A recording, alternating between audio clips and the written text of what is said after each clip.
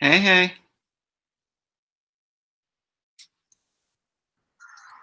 Sorry?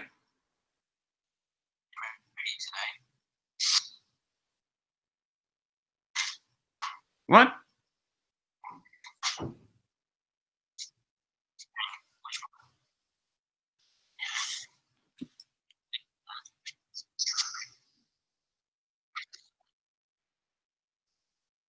Oh, thank you very much. I had a date, so yeah. I've only been home about an hour or so. I am exhausted, but it was nice. We went for a drive, and yeah,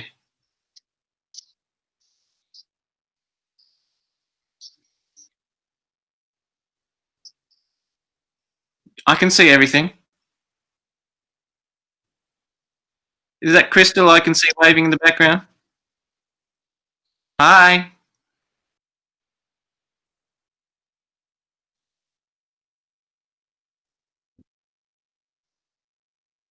I am looking forward to a nap, but because you're doing, I thought I would do the opening of the boxcar.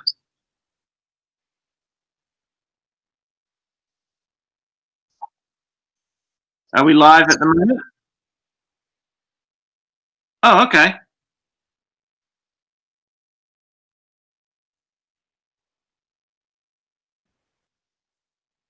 Nathaniel Lee has popped up a couple of times, actually. I have seen him before. Yep.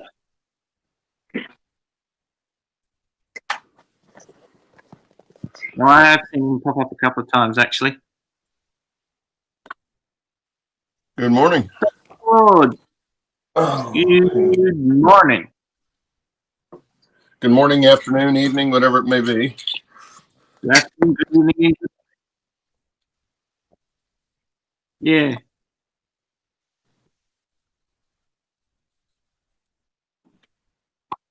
Right. I'm going to go get this box and a knife. I need a knife. And I also need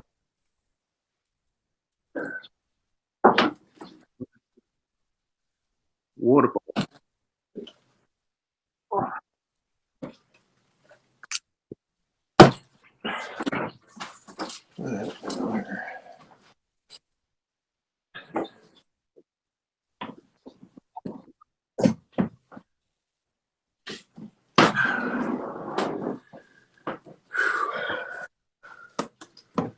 Where's my knife?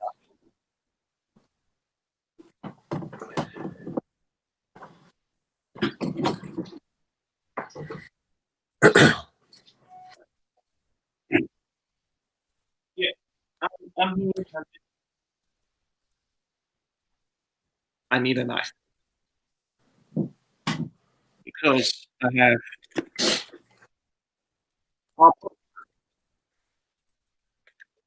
it's a bit shaky. How do I do this without destroying the box? What are you doing? I don't know. Who's making the noise? What are you doing?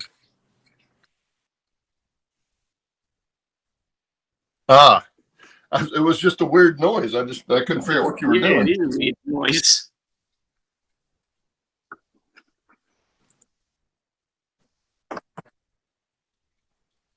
Oh man, the LEDs are Have you funky seen on. those Weissman ones that you can get? The chickens pecking. They're animated. They're like on a little magnet. Yeah, they've got some at the Colorado Model Railroad Museum. So I saw them there. They're cool. I also like their ballast tamping machine. That is awesome.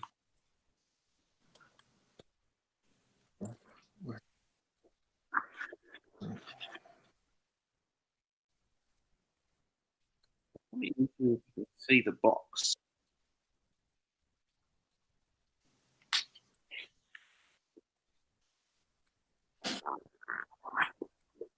Whoa. We have a winner.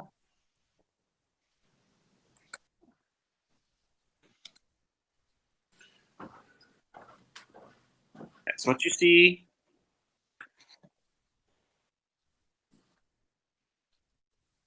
Is that the? Pretty well. Yeah, this is the HO traveling boxcar, Claude. Okay. I don't know what this is. I think that's all. Might be bits of cardboard on it.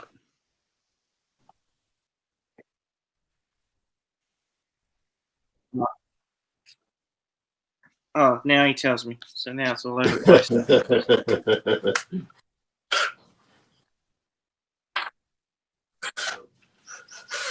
You didn't use a vacuum, obviously. You know what a vacuum is, Shannon? Let's have a look. Yes.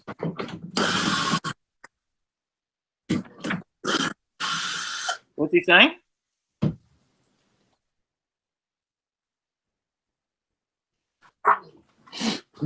It is actually really cold today.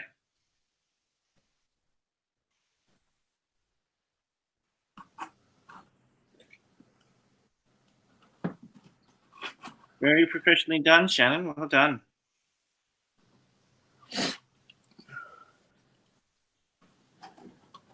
Presented to you by the team of Back on Track. That grammar-wise, that doesn't sound right, but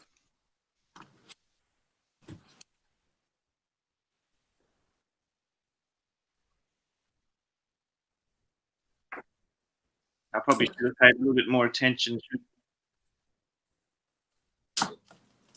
It just doesn't sit quickly with me. It makes it, I don't know, just for me personally, it makes it harder for me to read.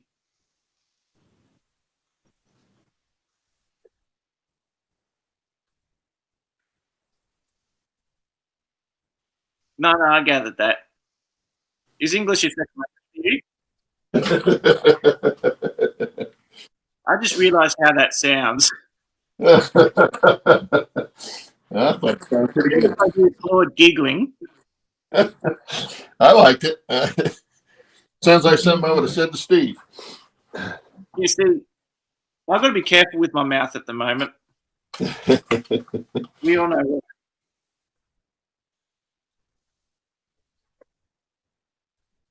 No, of course, no. That's why I'm being very discreet. Now, below is a list of rules and instructions regarding the travelling boxcar, and we appreciate that you follow them to avoid any issues further down the track. Otherwise, enjoy.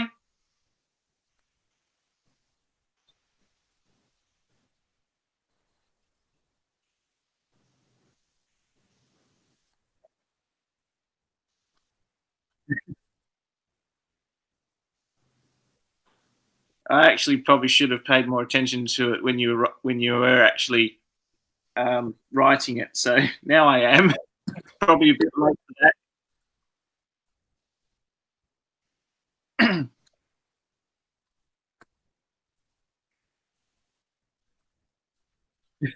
I'm just thinking all the you know how with the red pen that they underline and circle spelling errors and capitalizations, missing commas.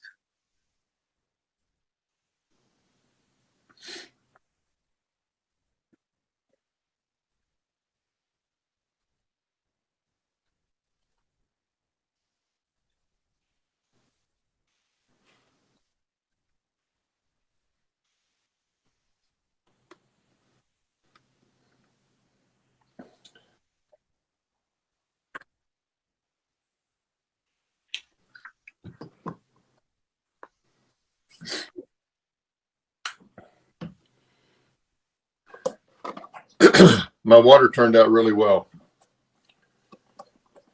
I'm trying to read your. I use this stuff. Magic water.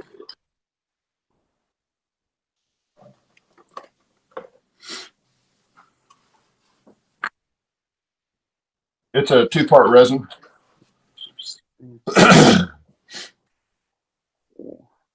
But for me, it worked perfect because it'll actually soak into some of the ground cover. They tell you to put it on there before you do your surrounding terrain. Well, I had already done the surrounding terrain because at one time it was just going to be a dry wash, and I've got just a little bit of water in it, but it anything you put it on, it makes it look wet. So like on the other side of the mountain where it's coming down from the very top, I just took a brush and just kind of painted it on, and it made all the rocks look like wet rocks behind the waterfall. I'll add the waterfall after that, but yeah, it looks really good. I like it. Real easy to work with.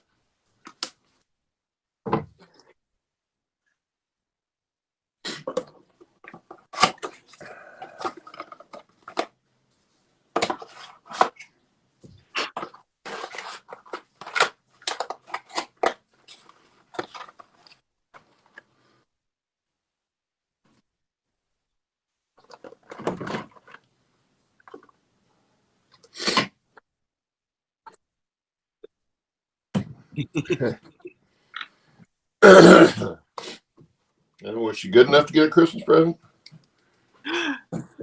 Claude, Hey, I was just asking. you insinuate. Yeah, well. Yes, that is banter.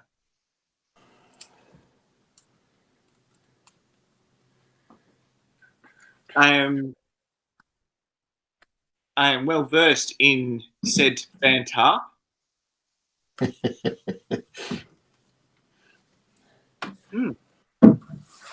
So you're a banter pro? Banter pro.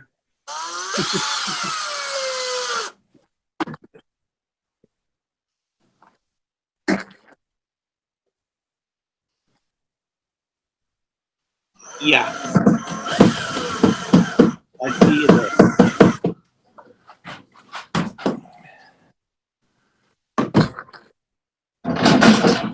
You got in trouble too.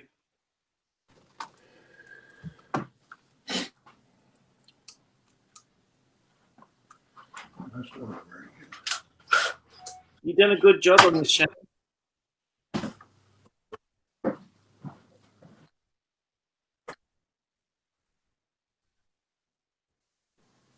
Yeah, with the bit of advice from John C. from last Saturday, I think he'd have some good tips on how to work on that.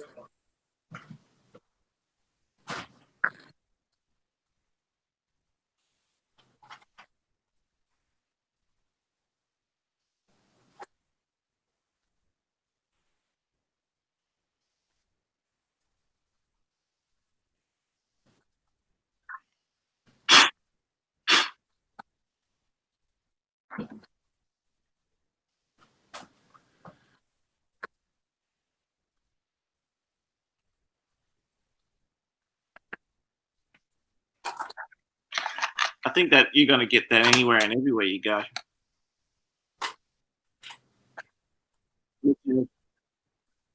Yeah, unless you have some sort of temperature controlled environment. I don't think you're going to get much of a way of avoiding that.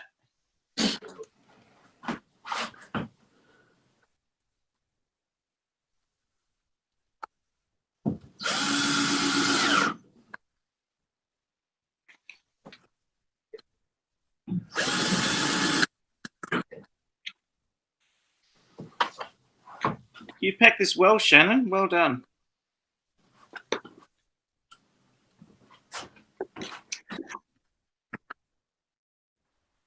Yeah.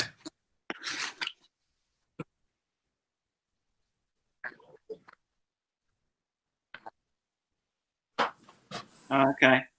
It looks like it's you didn't use a foam safe glue. Yeah. Typically it's not foam safe, it eats foam. That's why it's come apart.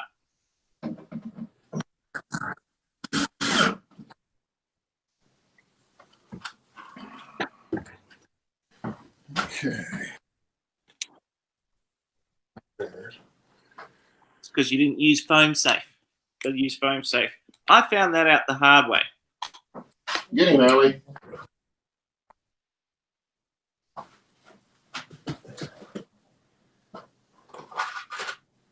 Oh. Being harassed by my boyfriend.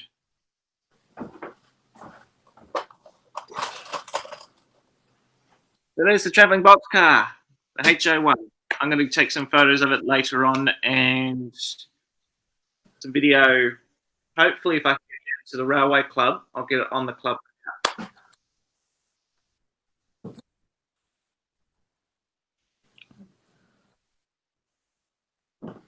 Not yet. Working on that.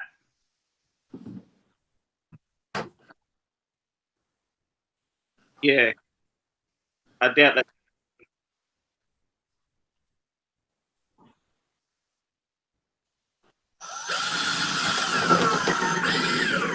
Let me send some emails through. I've got to do some stuff with these notes as well. Well, let's get back to it first.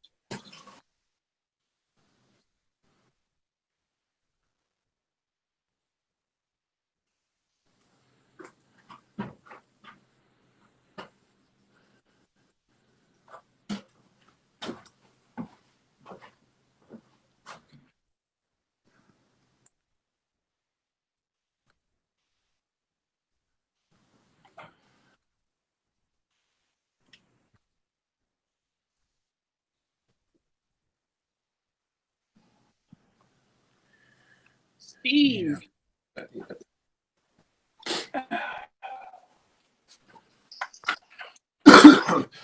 Oh, excuse me. Good morning, Claude. Good morning, Allie. Hey, Steve.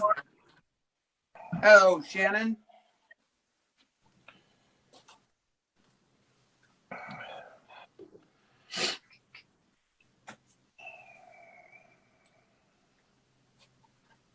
So how is everybody this morning?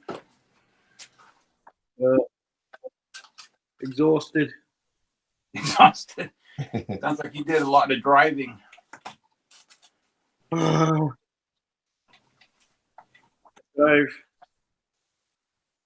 from 9:30 till 8 o'clock. I think we had a 2-hour break for lunch. Oh, nice. We did over 400 kilometers.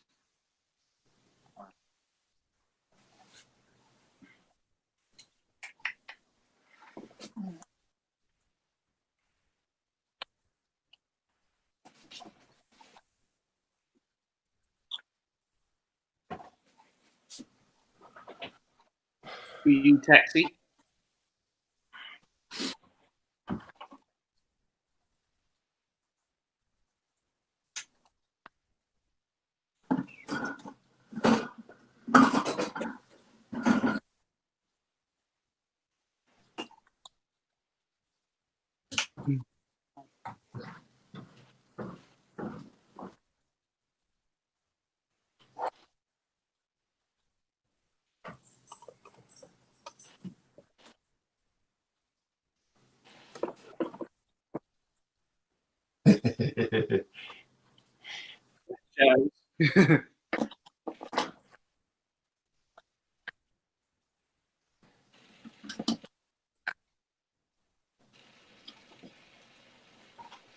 You know, to this day, I have never had a Krispy Kreme donut.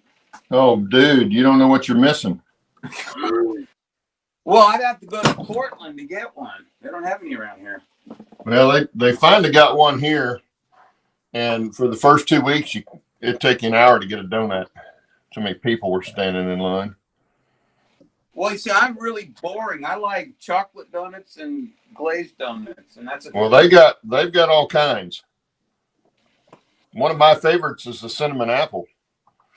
I like the original glazed. Yeah, the original glaze, especially if you get them right off the conveyor, are really good.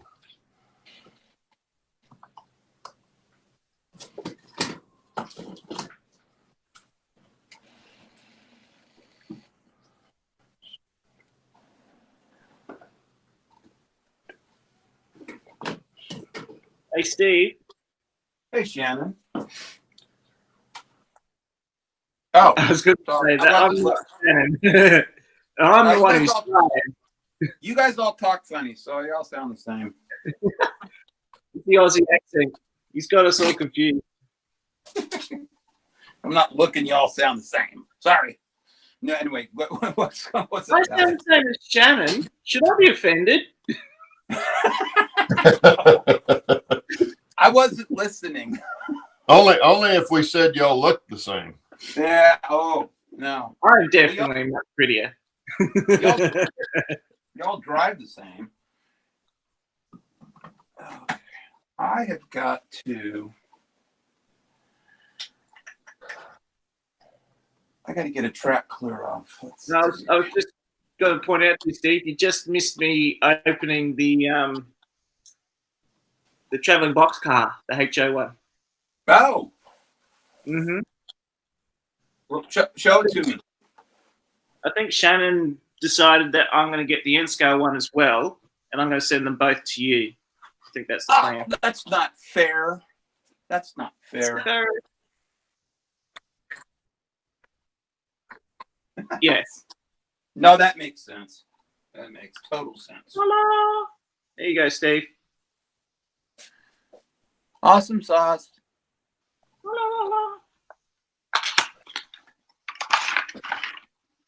And here she is out of the box.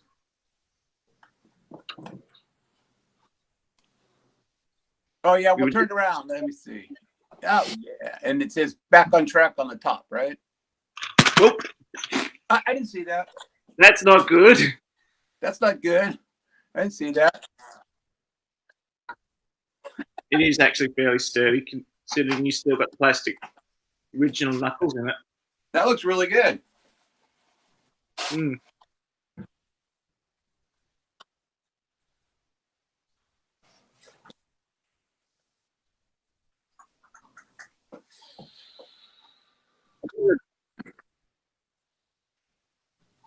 Well, these are actually not KD couplers, they're plastic.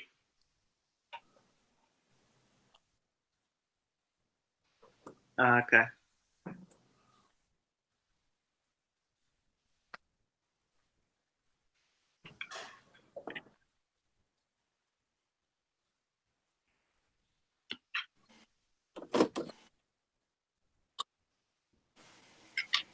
Oh, like the Chinese knockoff ones.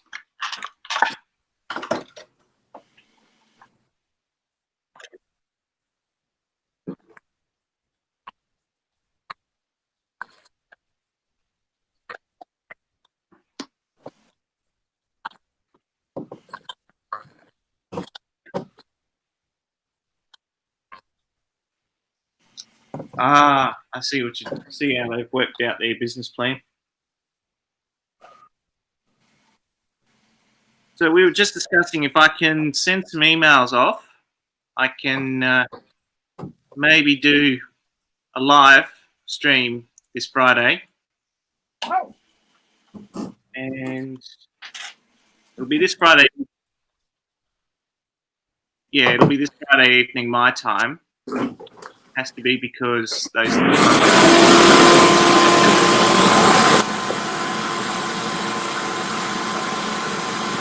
Maybe get around the layout. Quieten down, you. It's usually you the one being too loud. He hasn't worked it out. Unmute him, the poor buggy. I think he's confused.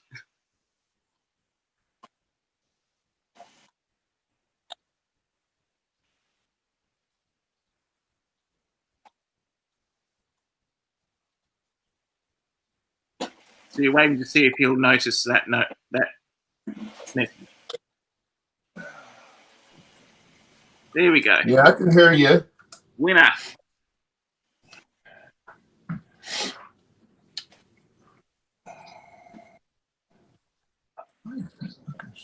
Oh, there we go.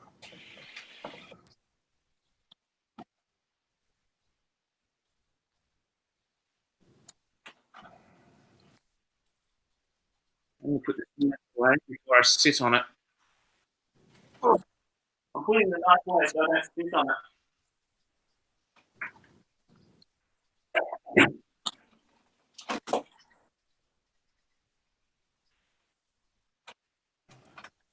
Ah.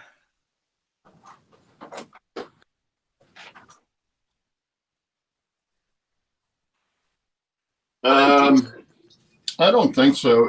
As long, well, it probably does, but it's if it's kept in a constant good temperature, I don't think it's too bad.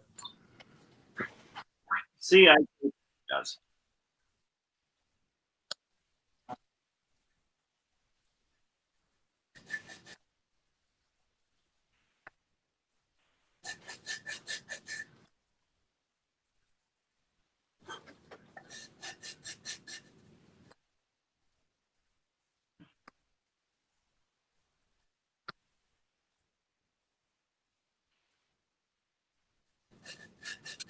Did you mix it good before you started again?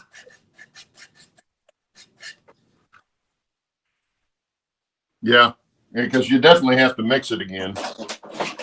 I shake mine every time I start to use it. So yeah. Do you have alcohol? Do you have alcohol in it? Yeah, that's all I use.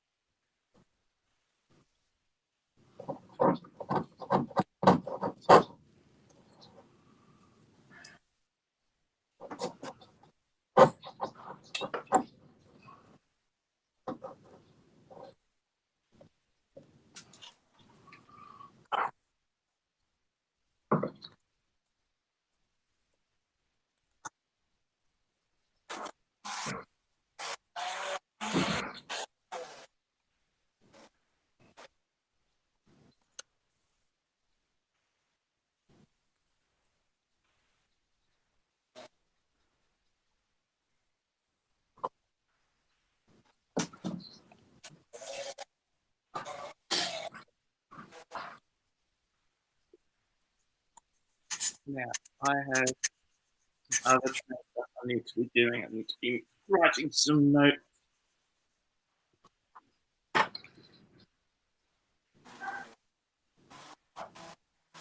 Why did I minimize whereby? Does the camera stay on? If I minimize whereby, does the camera stay on? No. No, It turns the video off, I think, doesn't it? I'm just going to go to another screen, so I'm just wondering if it's going to cut me out.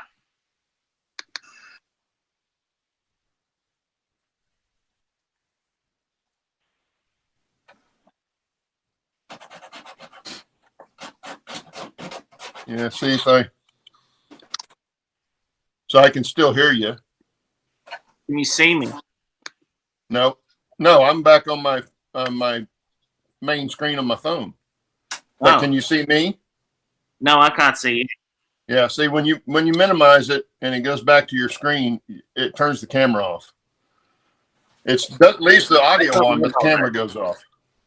I'm using a computer, like it's a built-in camera. Well, it'd probably do the same thing. Go ahead and minimize it, and we'll find out. It's minimized. No, your camera still works. On the phone, it cuts off, but I guess on the computer, it stays on.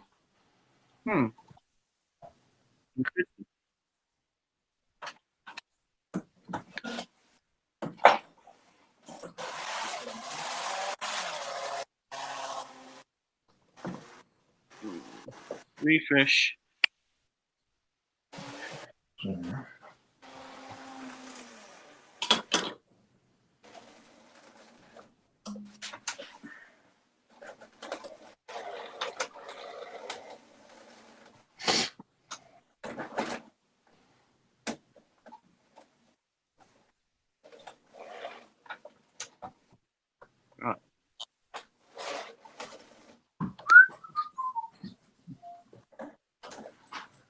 Okay. Nails.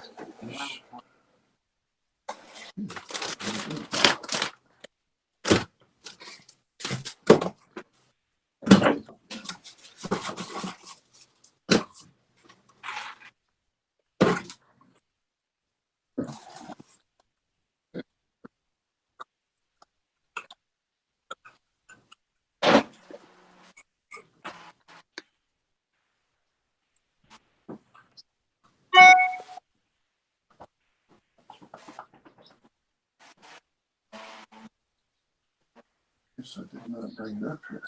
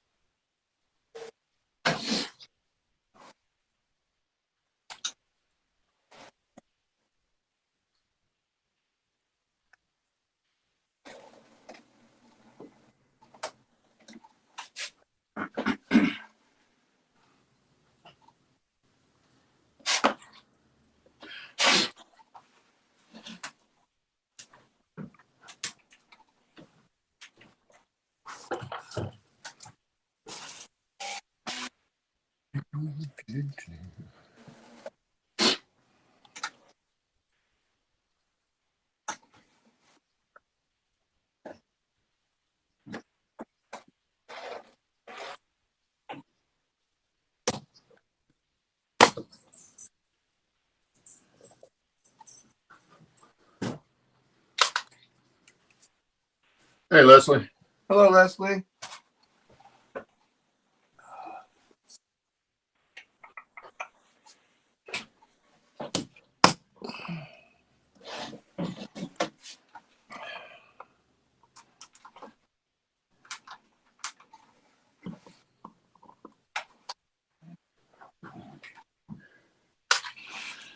Well, I found something I don't like doing. Working over the top of the scenery. Ooh.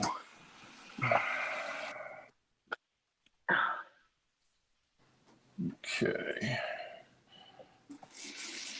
Yeah, I'm tying this trestle in. It's, I did the scenery up on both ends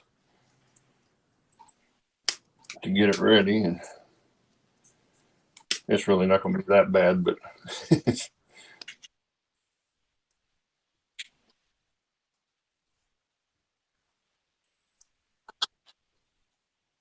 exactly. And that's I chose to do the scenery first. I planned the trestle where I wanted it to go, but then I had to leave the wooden part of it out until I got the scenery done. That was probably the better way of going. Yeah. Yeah.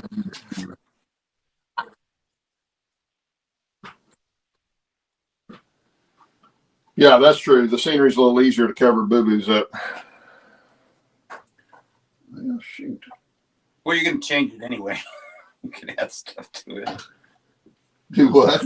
You'll always add stuff to it anyway and change it a little bit. So, yeah. Yeah, that's true. You'll be tweaking it. That's true. I probably should have something laying over the top of the water so it doesn't get stuff stuck to it. But I'll be right back.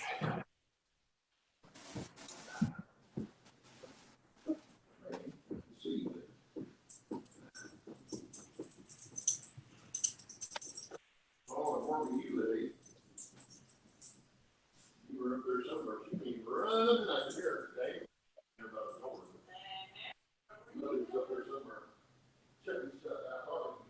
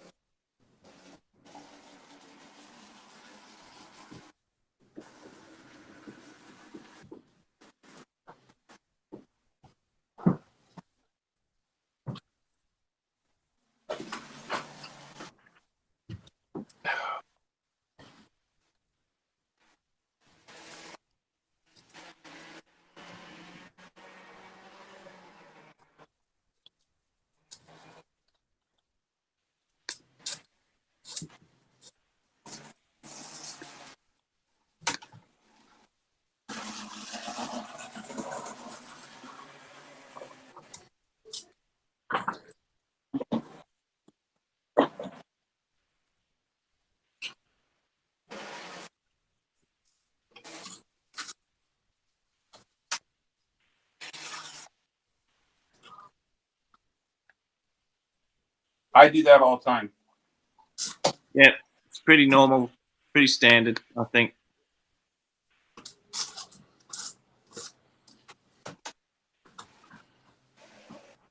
Well, I can't hear you most time anyway. When I can hear you, I can't understand you. So there you go. Nothing new there then.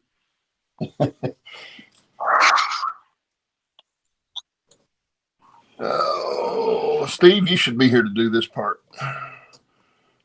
What's that? I'm trying to get this rail put in these joiners here. Oh.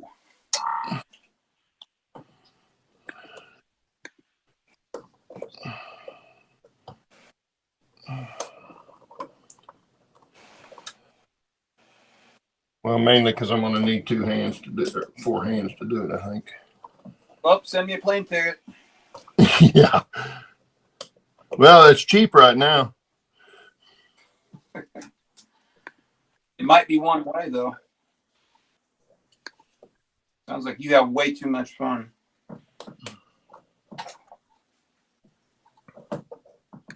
Oh, speaking of fun, Train Mountain finally opened up. Did it? Deal. I'm going Father's Day weekend for 3 days. There you go.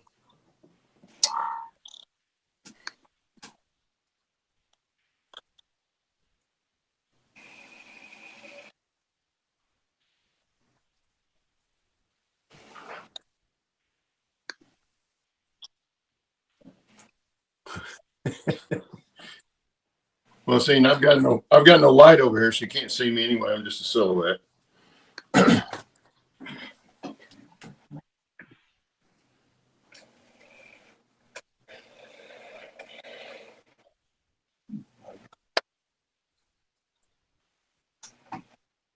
Oh, that's bad. Why? Nobody looks up to me. Hey, Shannon, that goes back to the lesser of 2 evils there, you know. Uh-oh. Shots fired.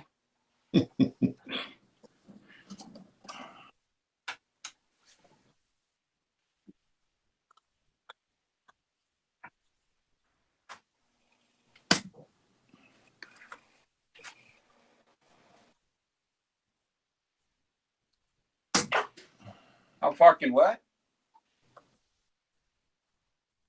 Oh, forever. I mean, they're 35 miles of mainline track up there.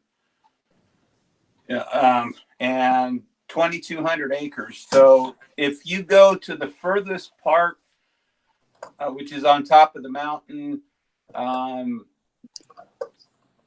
think round trip it's about 16 miles.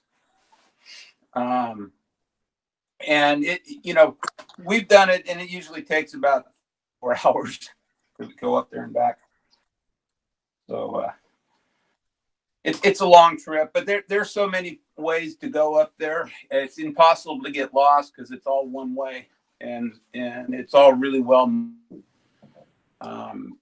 The turnouts are easy to throw. It's really easy to navigate, but there's so many different ways you can go. You don't have to go the long way, you can go a short way, you can take shortcuts, and there's sidings everywhere where you can stop, eat, barbecue. Well, you can't barbecue, but you can picnic, and they put very clean porta potties all around, so you're never far from a toity. Well, I'm going to come out there. That sounds like fun. Oh man, you got to come. We need to do a meet and greet up there. Whoever can make it, because I know Chuck, CDP 1965. He wants to go. He lives in Central Oregon, so he's. I think he said he's like 4.5 hours away, something like that. But yeah, you need to come.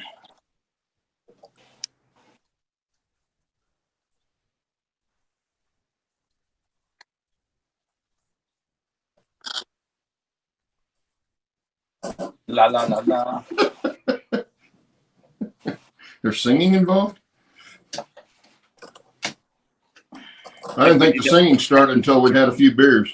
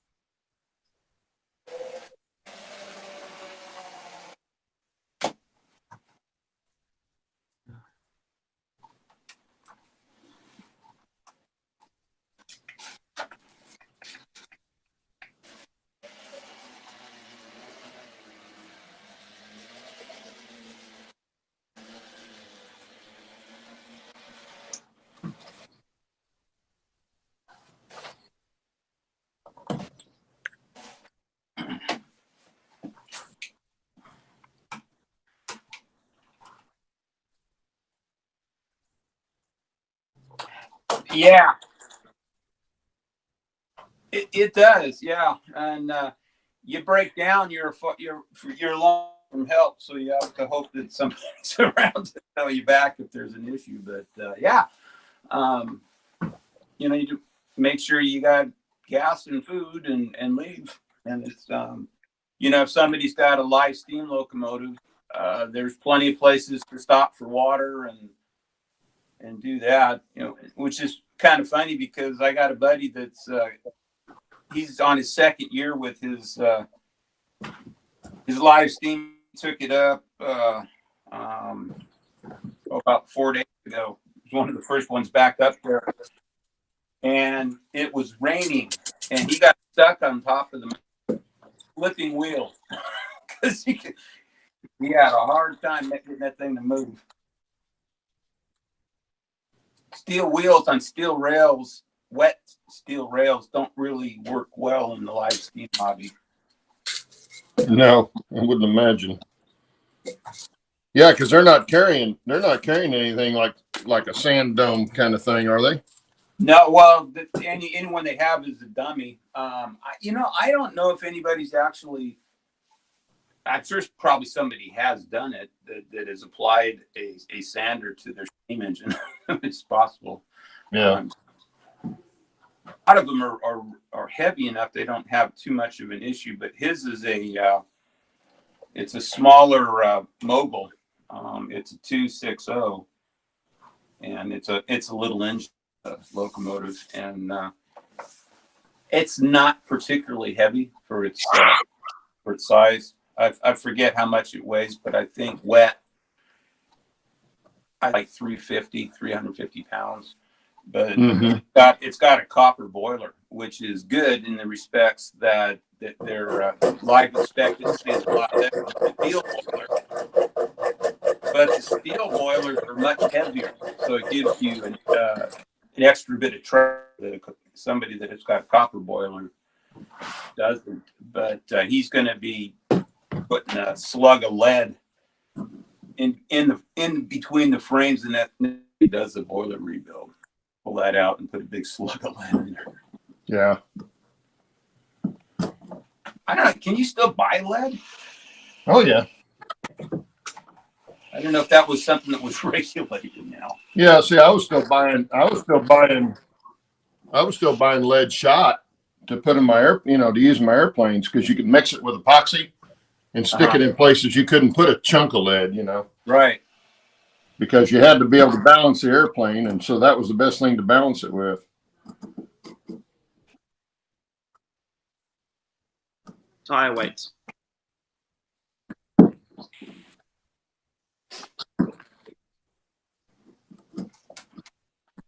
It's not in paint anymore.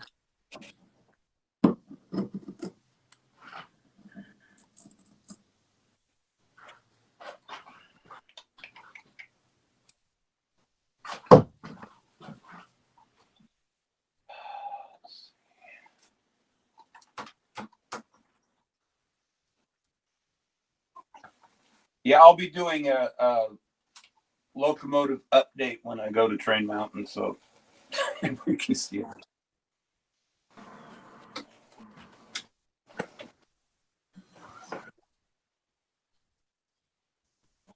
Oh yeah, yeah.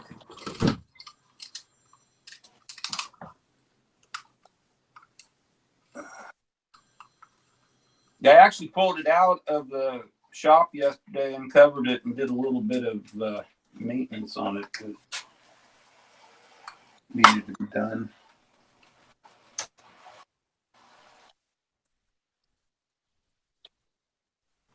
That's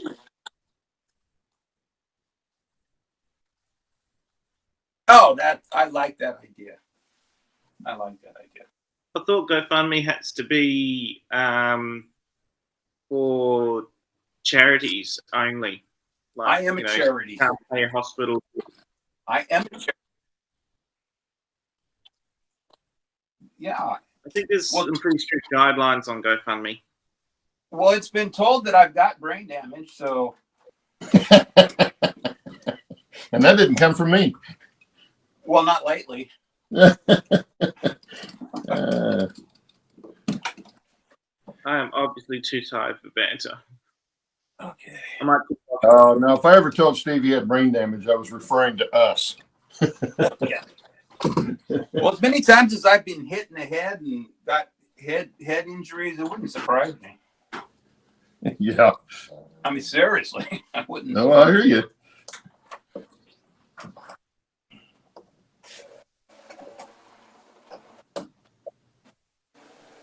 I know what I'm going to do. I'm going to paint these trucks. And of course, now they're too long. Peachy keen.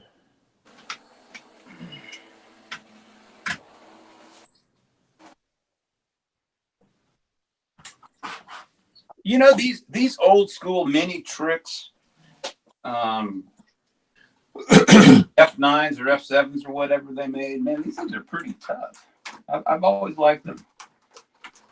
Yeah, those are German made, aren't they? Yeah, yeah. That's why. I mean, I've had issues with some that I've gotten pretty good at tearing them down and getting extra parts. So, but yeah, they're pretty tough little creatures. I need.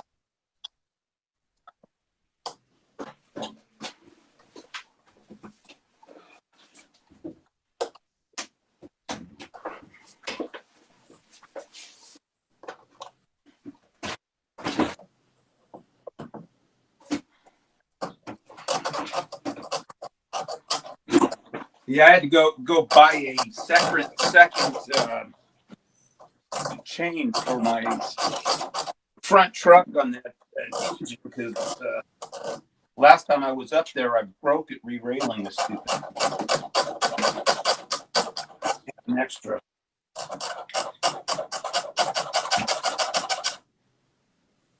We make a lot of noise.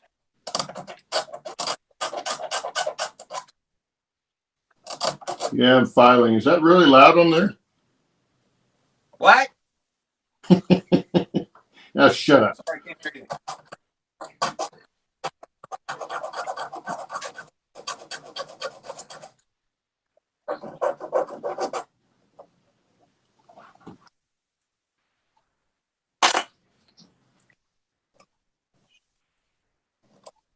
God, it's been so long. I forgot to take these apart.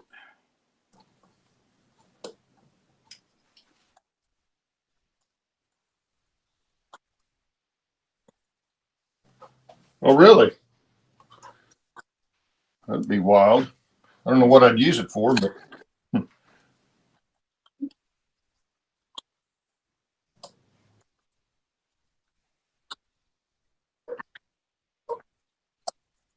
yeah. Well, what do you use?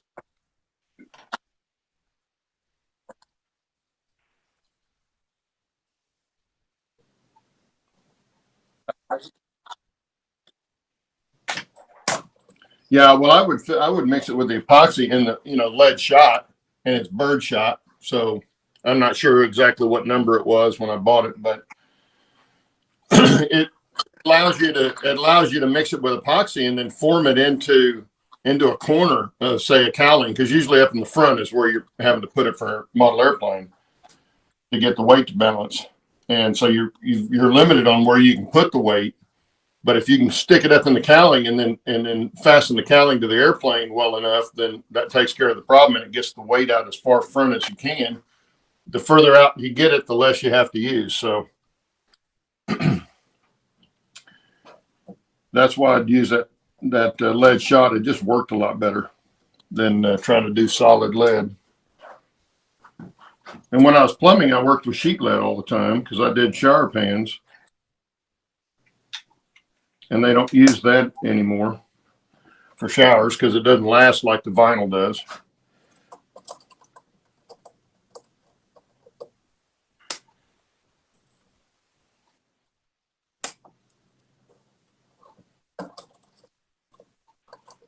Yeah, I'm gonna jump off,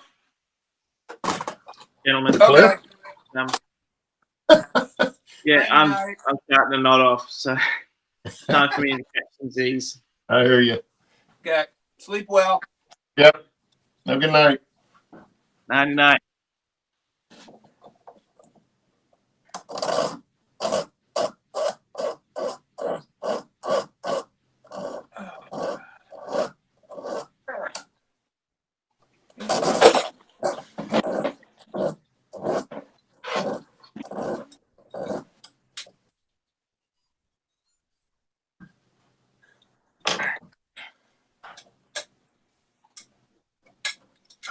Much better. Any suggestions on how to get the top of a tester's paint bottle open that hasn't been opened in a while? Hammer. I was thinking of Vice, actually. Well, you can use a pair of pliers. I got them. Just make sure you don't grab down close to the bottom. Keep it up toward the top. I'm going to use my Vice. Because if you get down to the bottom of that cap, it'll just pinch it onto the bottle. Yeah. You don't want to oval that part, but keep it up to the top and it might work. I've had some I couldn't get off before.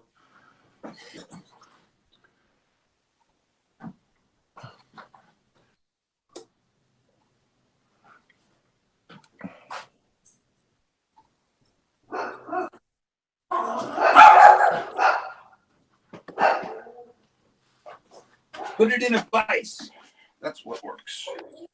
Did I get it? Yeah. Just enough to get leverage on the glass without breaking it. Oh, that's better. Is there any paint left in it? Oh, yeah. Yeah, it's all over my finger.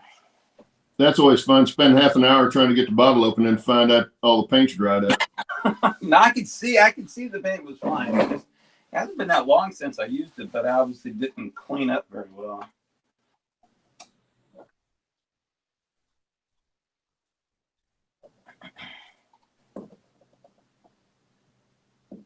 Say that again.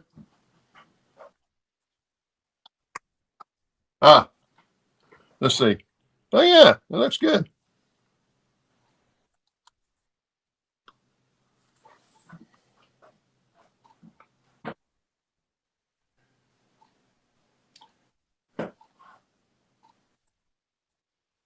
Okay. Okay, I got to put the vents back in.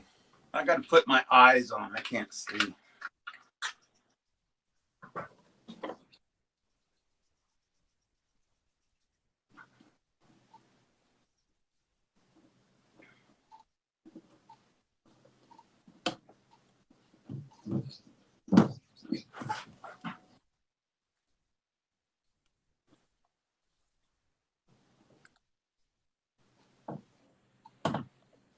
Is it good day? Good day?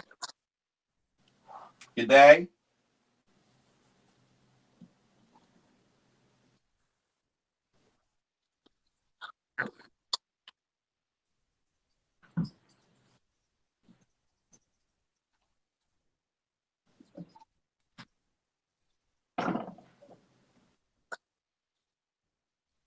Hey, Wilmer.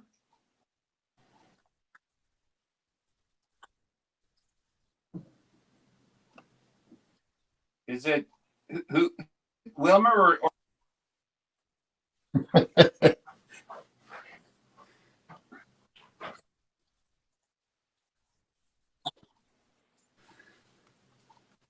Morning, Wilmer. Okay.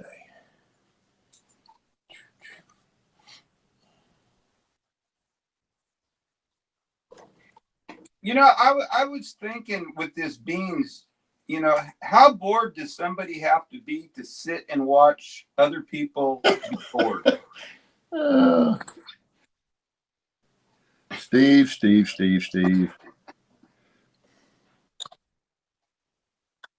It's not. What's funny is I have all this other stuff I need to be doing, and I'm out here doing this.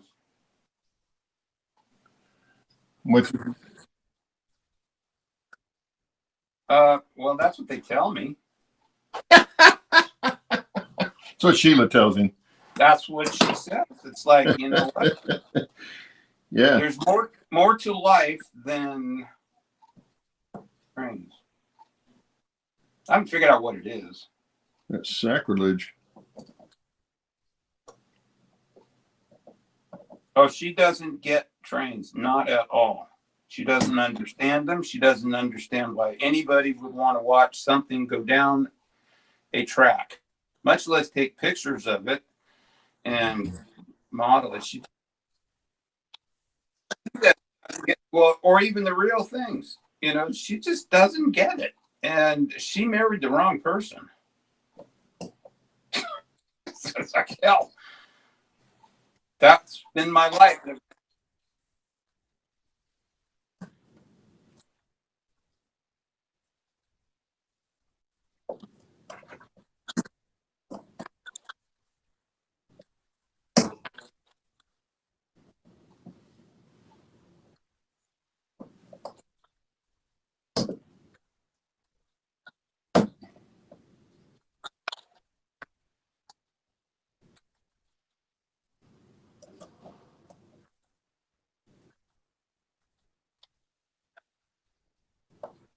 Well, okay.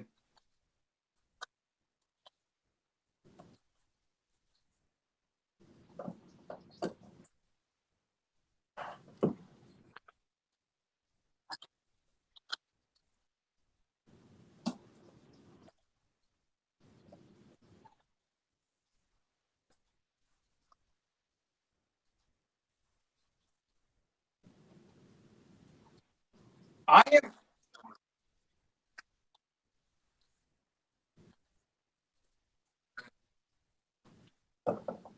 Well, I've been told I can't put anything more inside the house. I'm lucky I've got what I do in there, and they're mainly old antique railroad lanterns, the old kerosene and stuff like that. A few things that that's what I've been told. And I've got old sign collections on the side of my shop. I started with one. She didn't like that because she doesn't do clutter. And now I've got the whole side of the shop covered. So it's like, yeah. But no, it's something that gets in your blood. And it's funny because while you were talking, Shannon, I was thinking about this guy I met last year. And he is on his 33rd year. Well, actually, his last year of being a engineer for Amtrak. And it's like, well, what? Oh, you're gonna have to remind me what I was saying because I'll forget. The brain. I think I've seen that, Shannon. I think I watched that.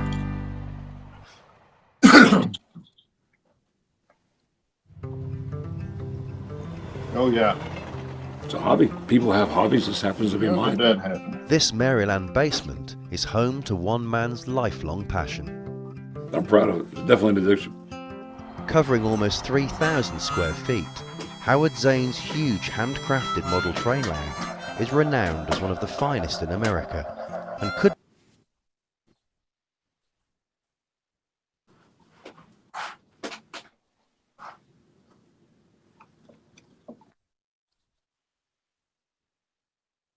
Oh, I don't know. My layout's an L shape because of the way the room is. Being it's the room over the garage, and so part of the roof line comes into the room. So it's an L. I've got it in an L shape. Full square footage in here, guessing I'd say 250 square feet, but I don't use it all.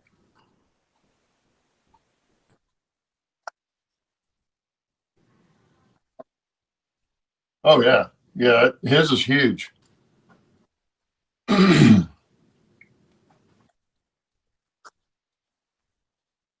Oh, I'm listening. I'm just trying to remember what I was going to tell you before you interrupted me, but that's cool.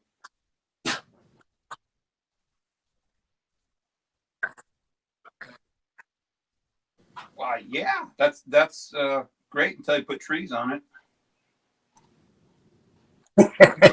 Yeah, look at all the trees he's got on it. Hang on a second. I'm painting. That'd take him a year to do that one hillside. Oh crap! Yeah, be worth a staggering amount of money. yeah. I'll have to watch a video. I would I'm say right in the probably middle of around $2 painting million. something. But I hate to do that because it's I really don't know. I couldn't price it out. It's hard to say. And while it's the love of his life, thankfully his third wife doesn't mind. I fully support it, and the best part of all is I always know where Howard is. He's always in the basement. He's not out at the pubs or the bars. He is working on his layout and having a great time, so I think it's a great hobby. It could be worse. Even if he's a trainaholic, that's perfectly okay.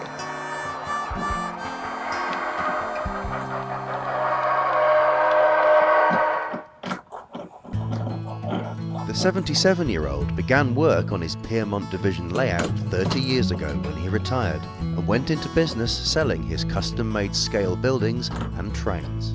It looks like it's very expensive, but 90% of the buildings are scratch built, which means they're not kits. So my material cost to see like a building like this over here would probably be less than $25.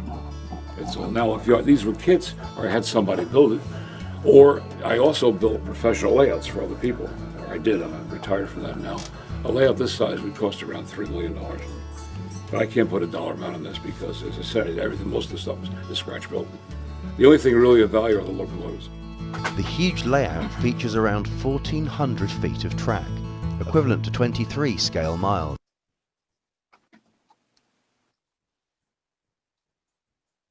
That's crazy. And it takes an hour to complete one circuit. Just about everybody on this planet has some kind of an affinity or liking of trains. Some carry it out a little further than others, like myself. My inspiration was my father. I got my first train layout at age 3, so it was in my blood. Howard's friends have been a big help. I bring groups down here quite often, and people's jaw just drops to the floor as soon as they walk down that steps and they see what's here. And experience it in person, it blows those expectations away. I mean, it's remarkable the amount of passion that I think it conveys that Howard has for this hobby. It's just inspirational. He's probably 24/7. Yeah. You wake up in the middle of the night and say, I want to build something, and he's done this. But his obsession with model railways has had an effect on his love life.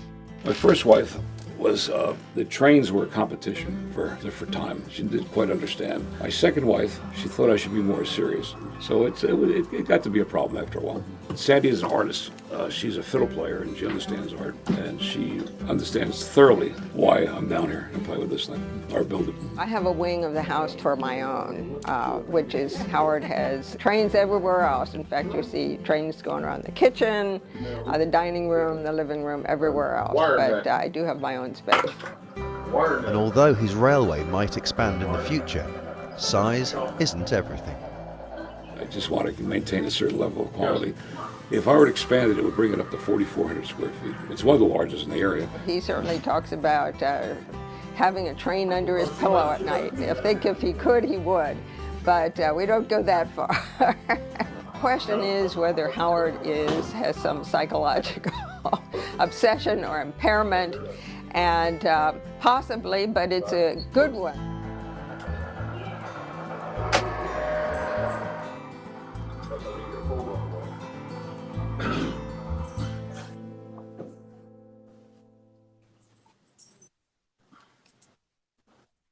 It's Mr. Wright here. Good morning.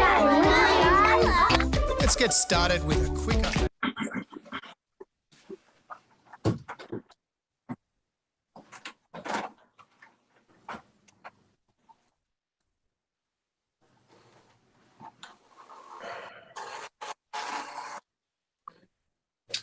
I don't remember.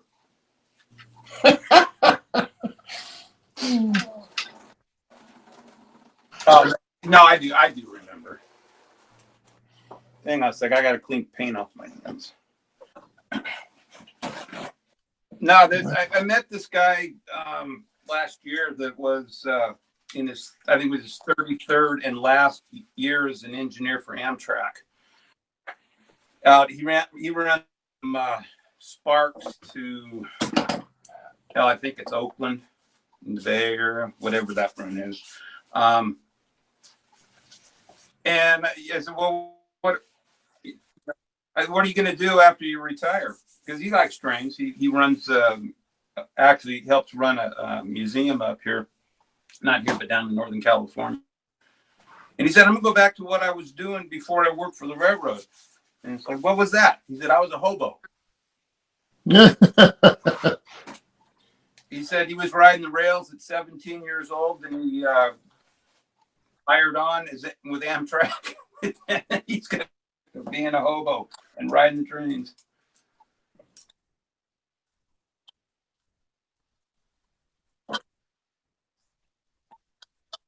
It could have been, yeah.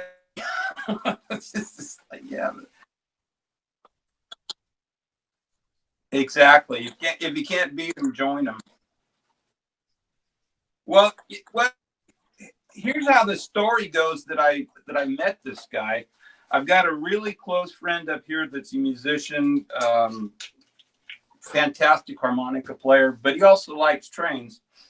And so he kind of picks my brain from time to time. And he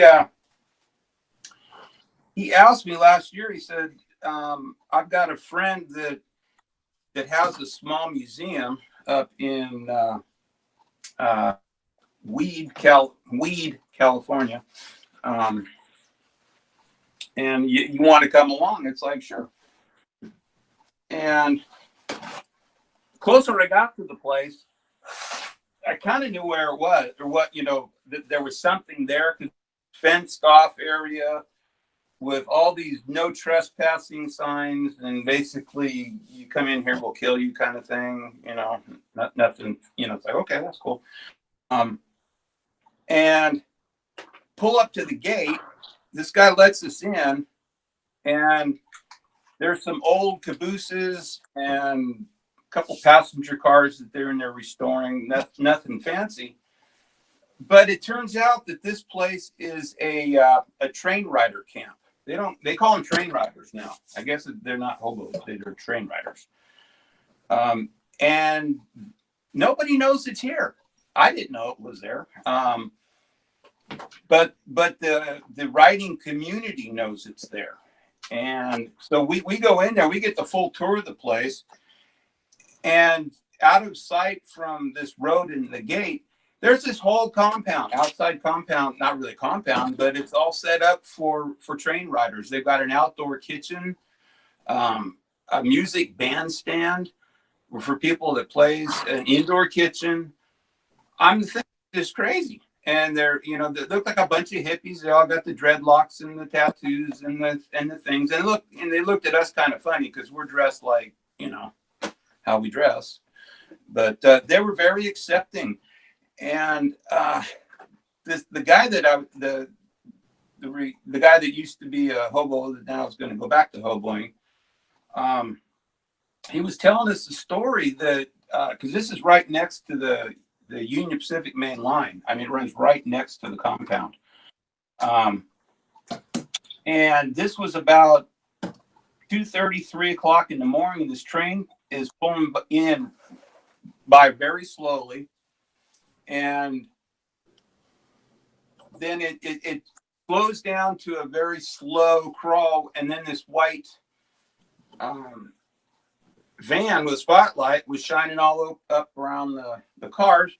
Train stops, car stops. Guy gets out of the car and goes up to the train and escorts this young lady off the train. And she looked pretty scared, I guess. I don't know what the story was. She was on there. And he got her off the train. He gets on the radio, train pulls out, leaves. And it's pitch black dark except for a flashlight. And the cop, you know, he was a UP rail dick. And he shines his flashlight over to the other side of the tracks where the gate was to the entrance of this place. And there's 6 scruffy guys standing there. And he told her, he said, go over and talk to these guys. They'll take care of you. And drove away. And one of them was this guy. And basically what they did is they brought her in. They had a shower. They fed her. They cleaned her up. Got her a warm place to stay. But can you imagine 3 in.the morning? Somebody saying, "I'll go. These 6 guys are going to take care of you," and drive away. But they did. Yeah. Turn her over to a bunch of men in the middle of the night. Well, he knew about the cop knew about this place, and yeah, he knew that they're all pretty straight up people. And holy moly, man!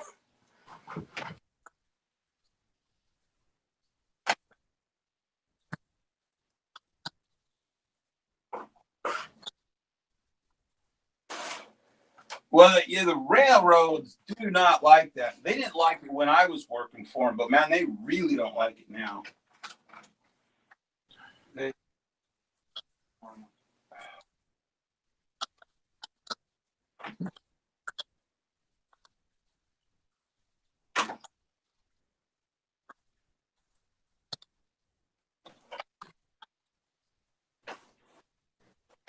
Yeah. Oh, there's cameras everywhere now. Oh, okay.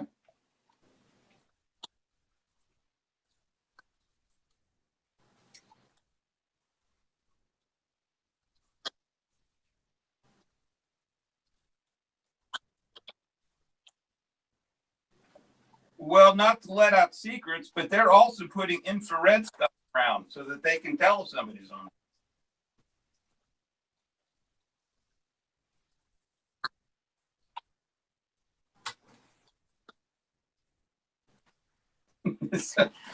They almost don't need people to look out, but because they're also using it also to conjoin with that for hot journals, hot axles, things like that. So it'll pick up any heat on the train at all.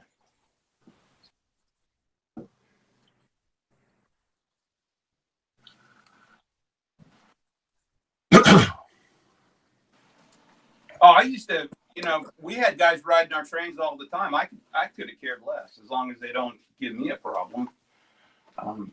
It's like because they'd ask where's the train going, and I tell them, and they'd ask, well, can we ride? And it's like, I don't care what you do, just don't. I don't want to see you get on.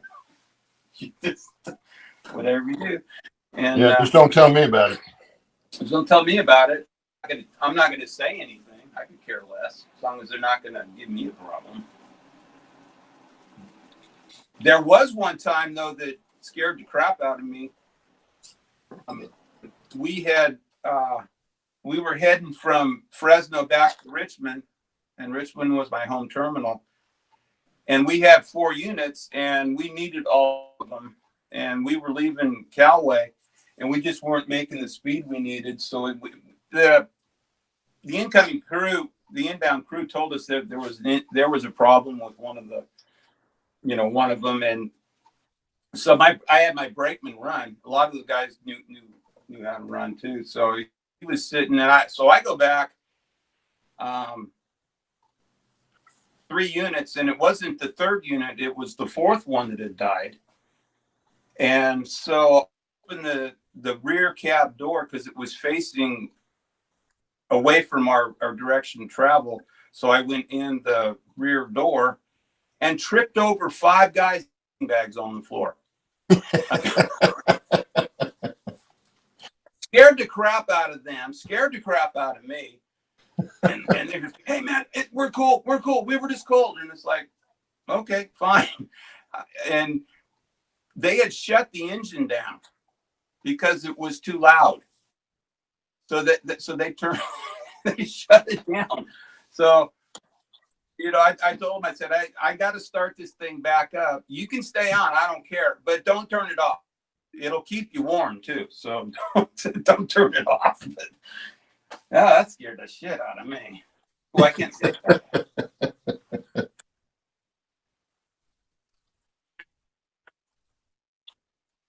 Somebody shut it down because it was making too much noise. Yeah, it was too loud. Too loud. They couldn't sleep. It's sleep. My God, grief. I miss those days.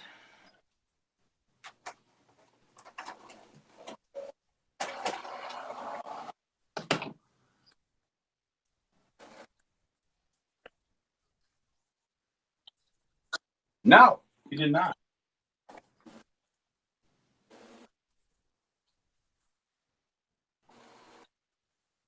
Huh. Interesting. No, I didn't know that.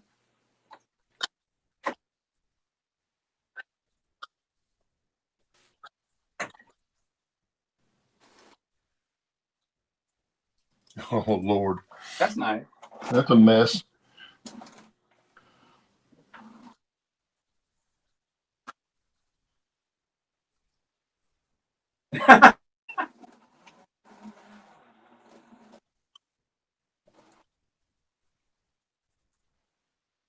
You think?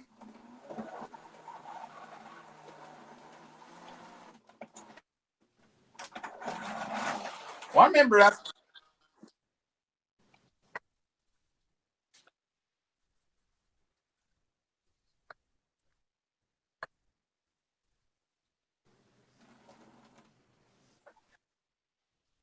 Yeah. Yep. That string line. Yeah. Huh. I wonder why they pinned that on him. Because usually that's a train loading problem, but who knows?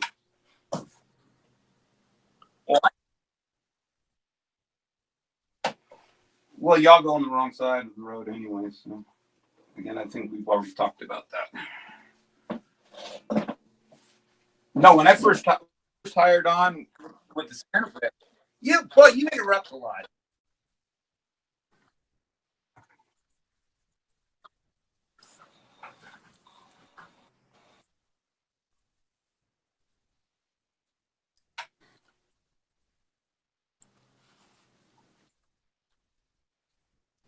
Holy moly. And who's this? I'd live in the toilet. Well, I thought you did. Oh, no. No, that's just where my humor usually is. Well, it seems like whenever I call you, you're either in the shower or in the bathroom.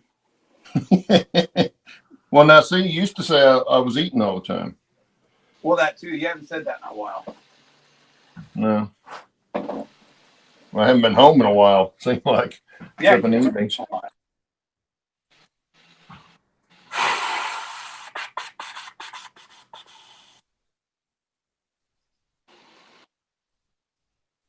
Okay.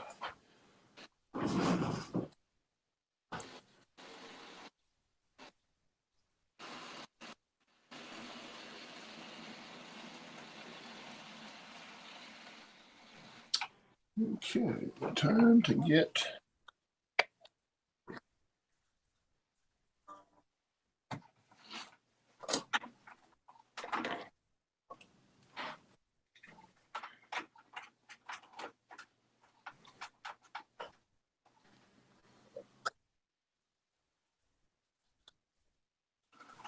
Man.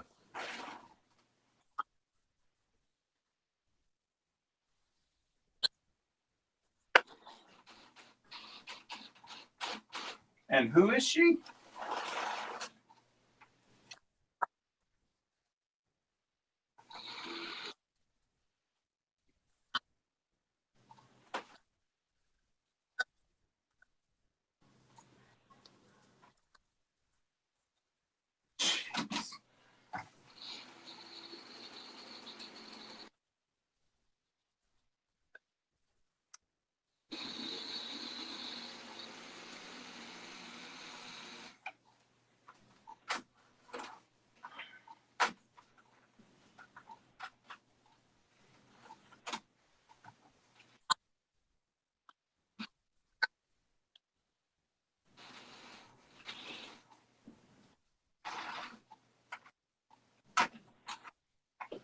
Yeah, that's out of my league. I don't want to hear about someone making that much money. That's not fair.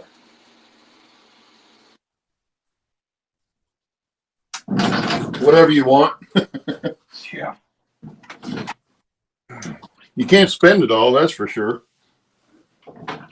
My guess is she probably gives a lot of it away. You know, you don't think so?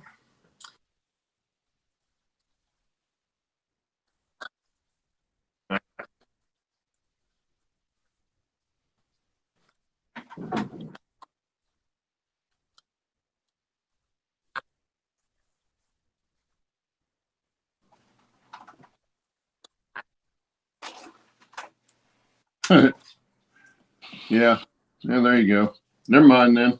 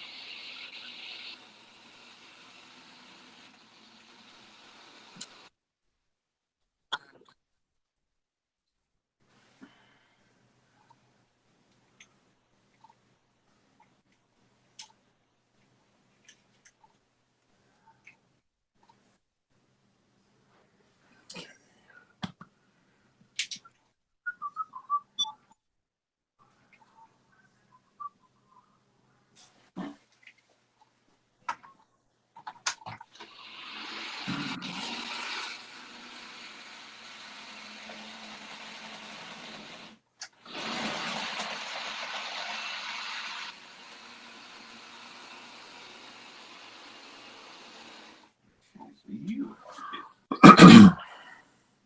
you are the troublemaker. Who's a troublemaker, Steve? Yeah. Well, it's these old school DC wonderful running things.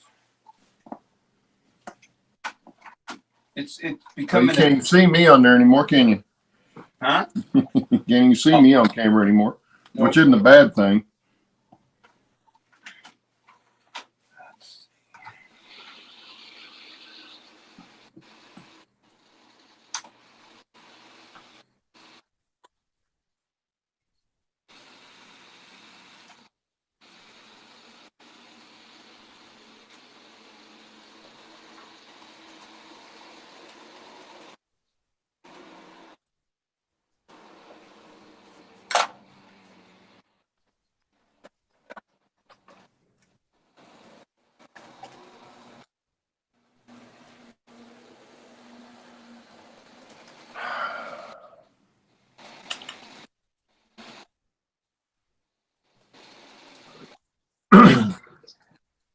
Okay, John.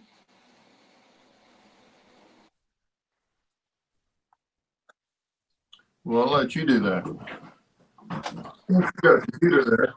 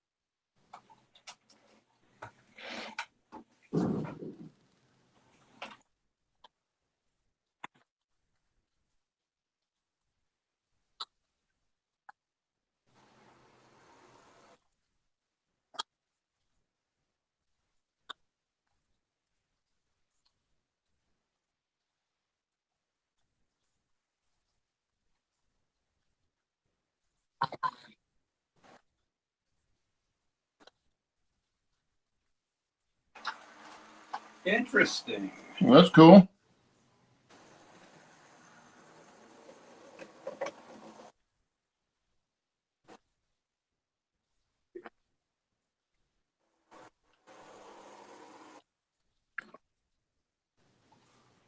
Well, that'll be cool.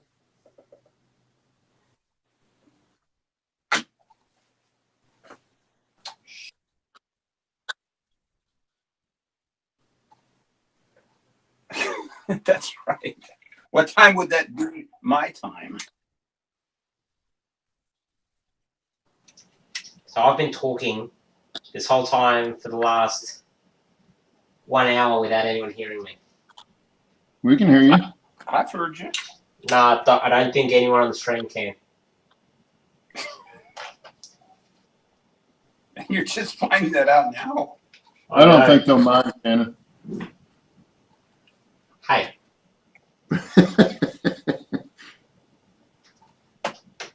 Now everyone can hear my horrible voice. Did you press the wrong button? No, I think I played around with a couple of settings and forgot to change the setting back. Here you go, Steve.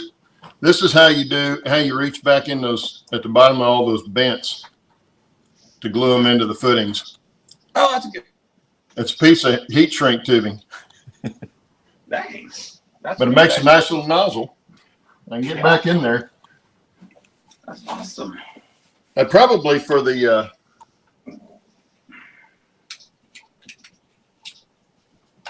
I don't know who else. Oh, there's only 5 people on here, and I'm one of them. Ally's one of them.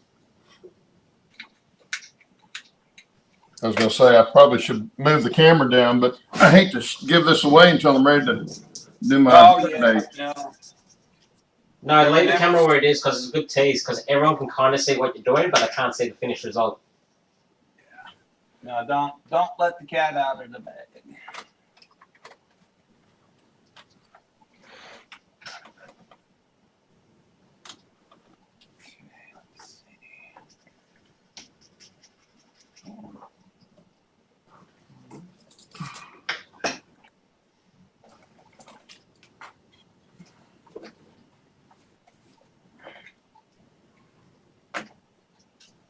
They're going to like what they see, that's for sure. Well, maybe. What's going on? And actually, it doesn't really matter if they like it or not. Well, I mean, it's, you know, I'm not doing it for everybody else. If they want to see it and they like it, that's great. But I know. It's all in mine. They are going to like it. At the end of the day, it has to do with those 3 words. It's my. Never. Can't say that. Yeah. Choo choo. It's my choo choo. It's my choo choo. Or you can do Bob Ross. It's my world. Why is this not fitting?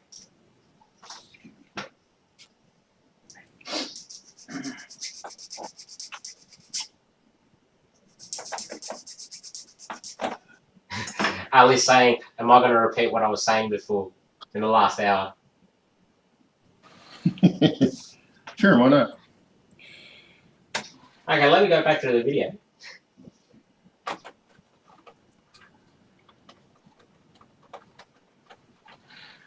I wonder if that's when you got it turned off.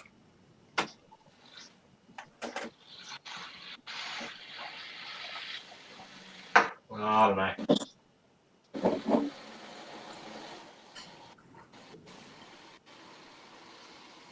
I don't think it really matters. I mean, all we've been doing is chit-chatting and building. I'm surprised no one else said anything in the chat. Well, there's not that many in there right now. I don't know if Wilmer's still there or not. But there was only 5 just a second ago, and I'm one of them because I got my iPad open too.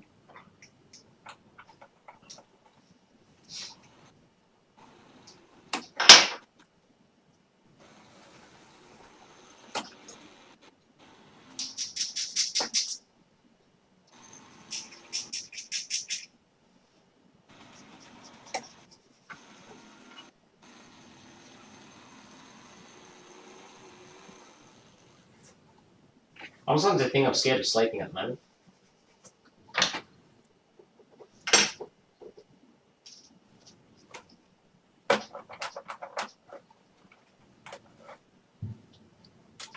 And waking up with these crooked necks.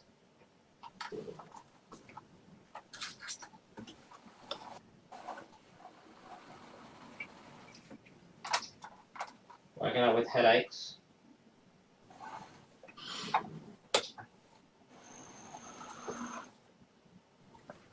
Need to get you a good chiropractor. Say what? You need to get a good chiropractor. Yeah, here in Australia, that costs money. Well, it costs money here too, but it's not, I mean, not super expensive, but mine charges $40 every time I go. Yeah, see, the thing here in Australia is a lot of those kind of services are privatized. Yeah. And Oh, charge. they are here too. Let's see, how much is a chiropractor in Australia? Chiropractor price.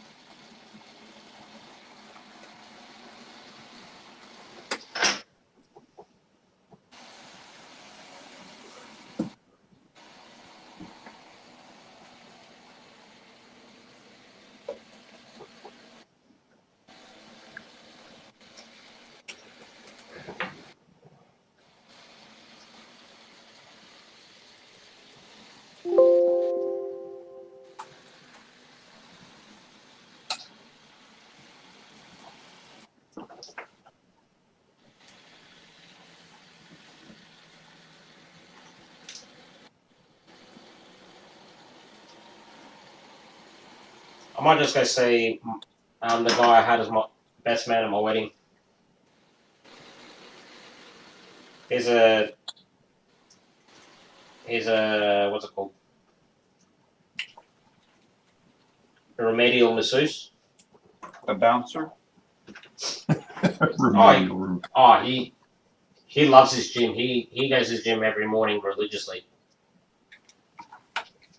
I reckon if the gym could be a religion, he'd be the preacher.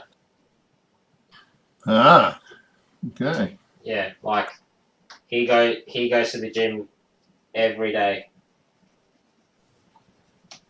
And he always sends me messages like, oh, I did a new personal best. Did 110 kilo squats today. Which is 220 pounds.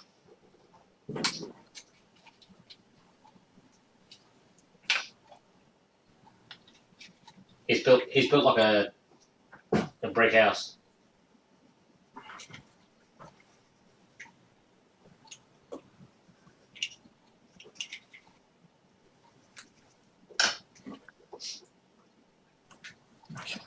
And the last time we both went to the gym, we kind of overdid ourselves a little bit.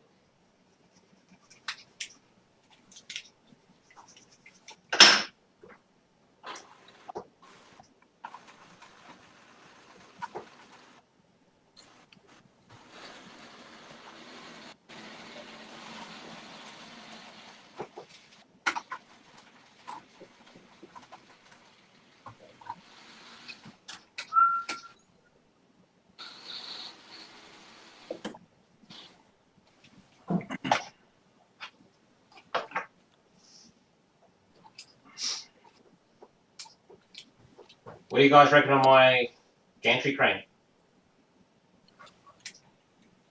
Oh, that looks good. Nice. I like it.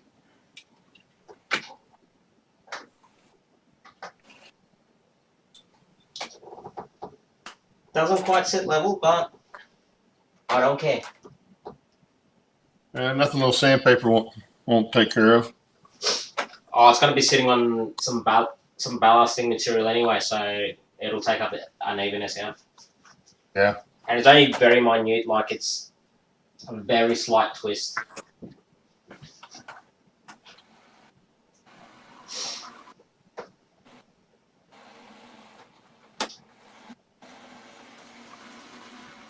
Now I'll get some styrene strip and I'll put some cross bracing across it.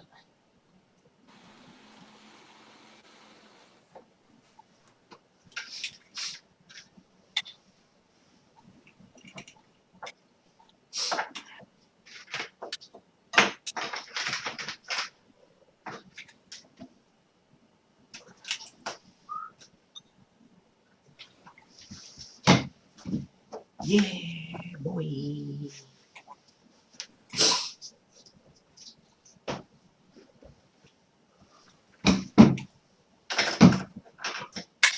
John 2618, hello. Hi, John. Hey, John. Why is John such a popular name? I don't know. I don't know. I know too many Johns. Like my grandfather's name was John. There's like 3 Johns that follow this show. Maybe 4. A few customers of ours that's named John. It's always John or Johnny. Yeah, my great grandfather was named John. He was Swedish.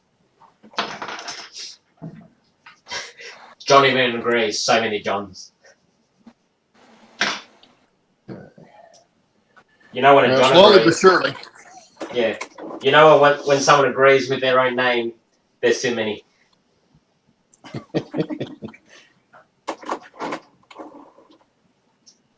I mean, like it's like your name, Claude. You know, you're the only Claude I know. Oh, there's no, yeah. There's Jean-Claude Van Damme. Of course, that's a hyphenated name. Smart ass. Well, the Claude is French. My last name was shortened from Christensen to Christ. My great grandfather did that for whatever reason. He came from Sweden. He was born in Sweden.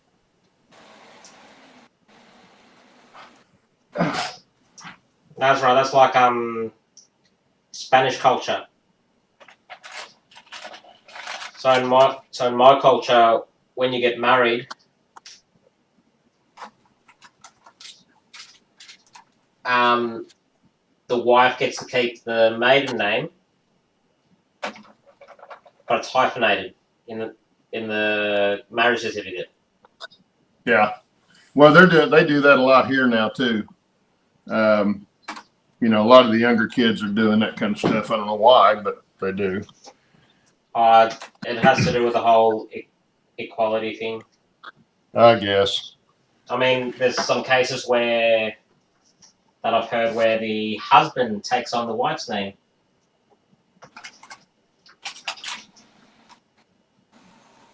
You know, just to make things different. Yeah. You know, nothing wrong with it, but you know, it's very, very unusual, and like personally, I don't get it. If someone can explain it to me, like I'm guessing it has something to do with personal preference, but Yeah. John's saying the Johns are slowly taking over.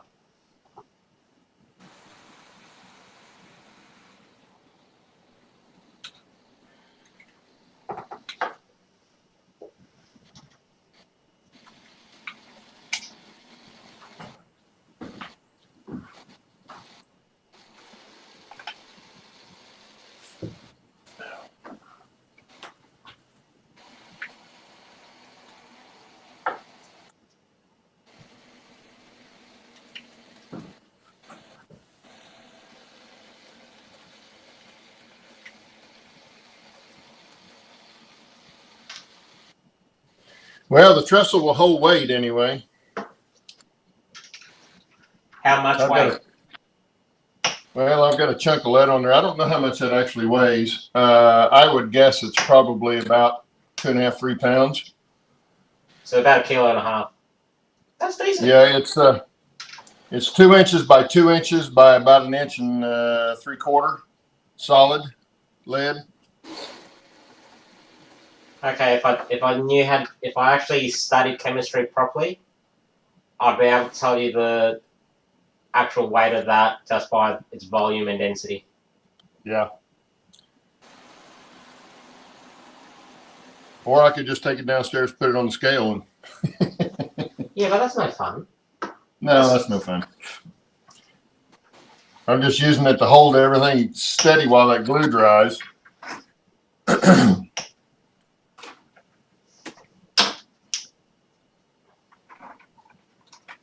Yeah, I'm still trying to find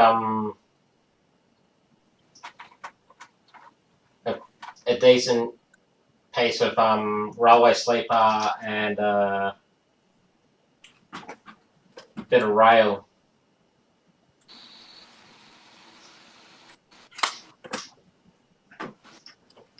Because once I have those,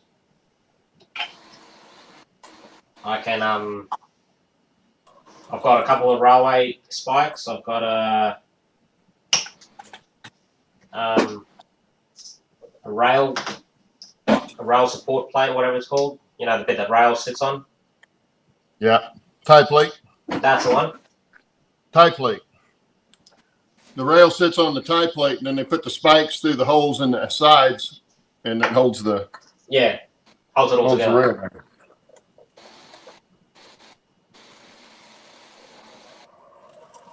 Yeah, so I've got a tie plate, 2 railway nails, or 2 railway spikes. So once I get a rail and a bit of sleeper, I'll put it all together and have it as a yard ornament.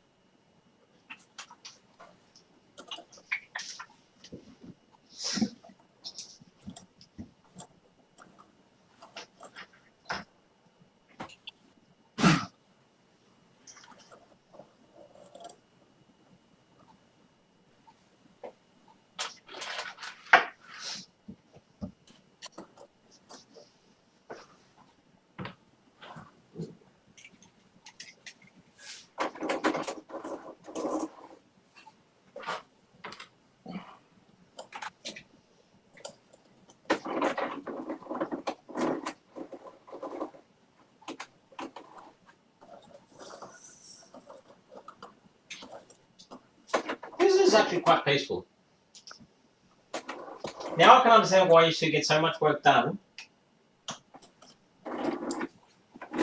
Oh yeah. Because essentially, you're not stuck with your own thoughts.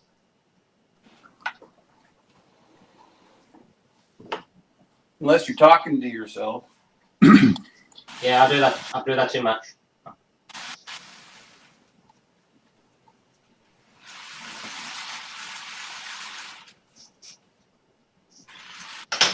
So how's the maintenance going, Steve? How's what? The maintenance going. Maintenance. Were you doing some maintenance on the trains?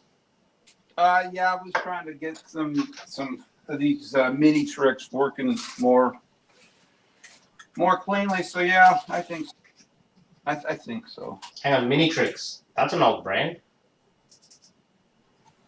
Yeah, it's German. Yeah, I had an old Mini Tricks K4 when I first started doing steam.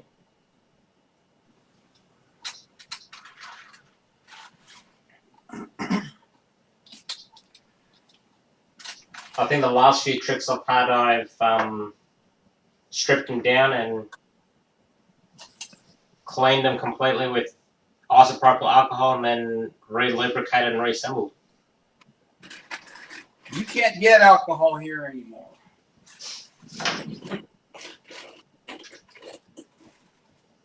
It's a very coveted item.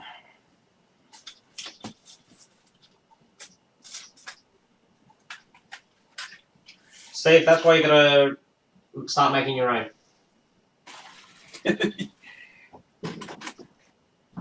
Depends on what kind you want me to make.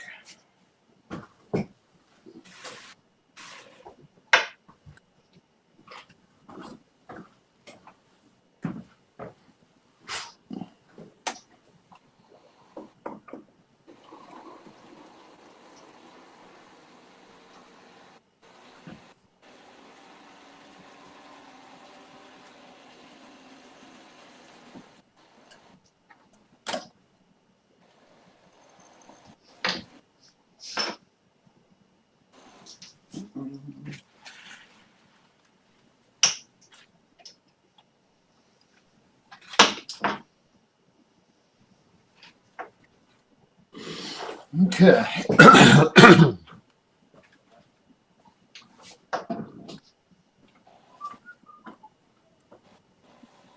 So Claude, yeah, what's your time frame you're thinking on getting that thing done? The trestle? Yeah.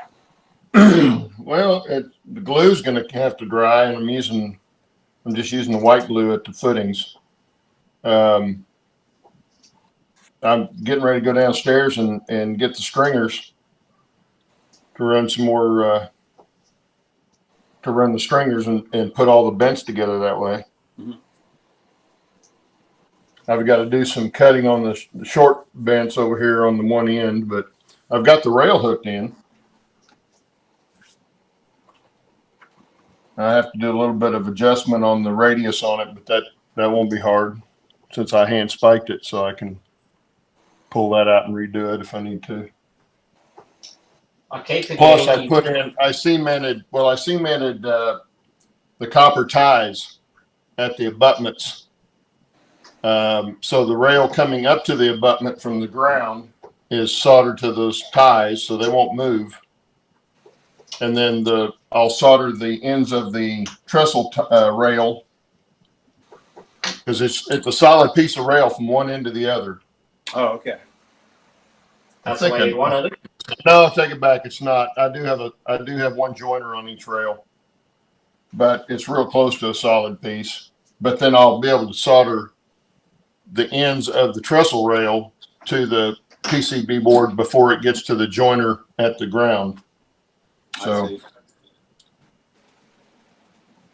yeah, you do what I do, Claude. You try and minimize as many joins as possible.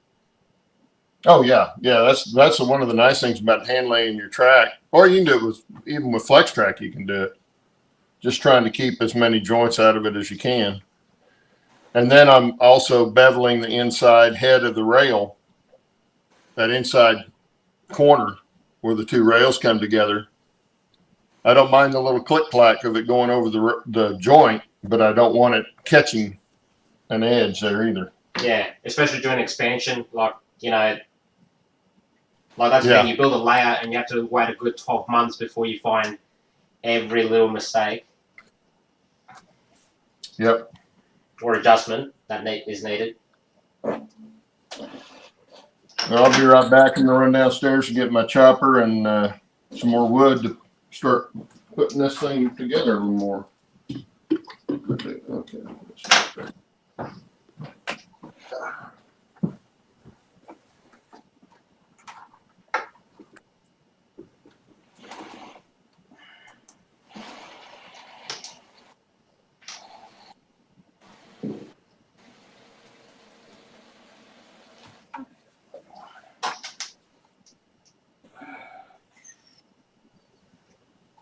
Oh, Steve, did you watch that video from Wilmer when he was doing the channel shoutouts? I watched most of it, yeah.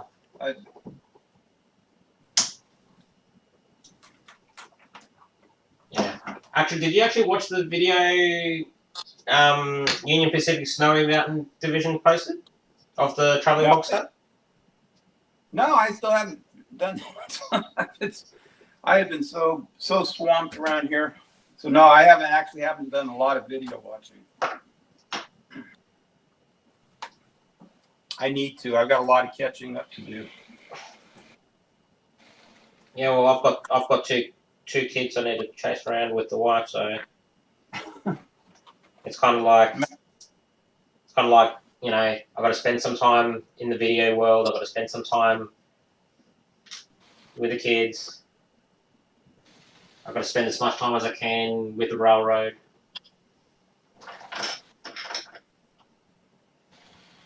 Yeah, actually, speaking of that, I'm going to have to jump off here pretty quick because I got a list a mile long of stuff I got to do today. You got to do what, sorry? I got a list a mile long of stuff I got to do today. Yeah. Actually, I was going to say, Steve, there's this guy. There's a couple of guys here in Australia on eBay,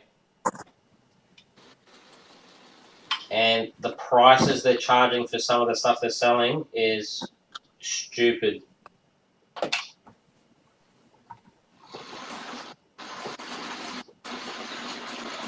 Stupid expensive or stupid cheap? Stupid expensive. Oh, well, that's most of the people on there. You ought to look at HO narrow gauge stuff.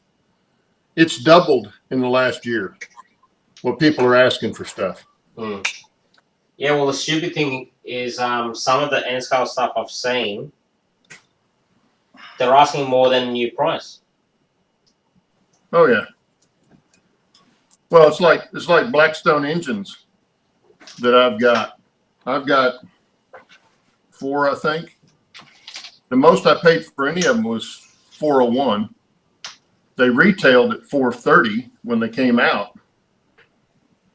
And now people are asking $800 for them. Yeah, I think this pandemic thing is driving some people a bit stir crazy. Like, there's a guy, he's asking. So it's the Kato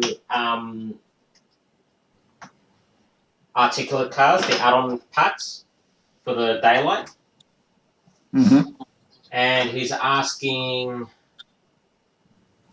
$140 for two add-on packs. Yeah, that's kind of the way it goes. Mm. Actually, which reminds me, I haven't checked eBay in like a few hours. I'm gonna check eBay.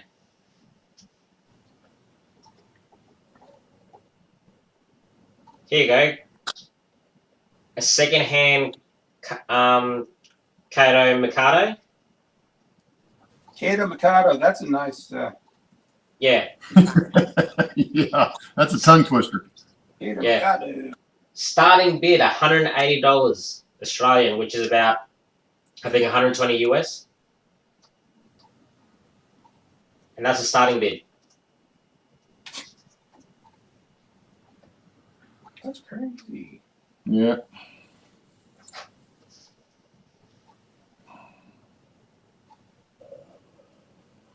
Ooh.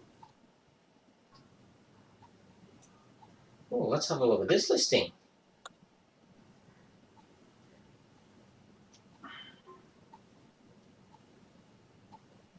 Hey, Steve, do you want to expand your collection? No. Well, I always do, but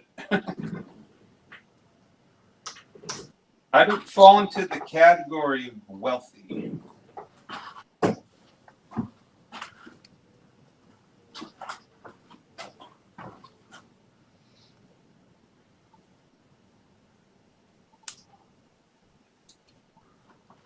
What are you doing, Steve? I'm painting trucks. Painting trucks. Okay. I noticed I had one more I didn't do. Wilma's back. Hey, Wilmer. Not bad. Yeah, I haven't Was had a Wilma chance to back say on? thank you, Wilma, for that not bad episode with the traveling boxcar when you were talking about Snowy Mountain Division. It's a good channel, that one, actually.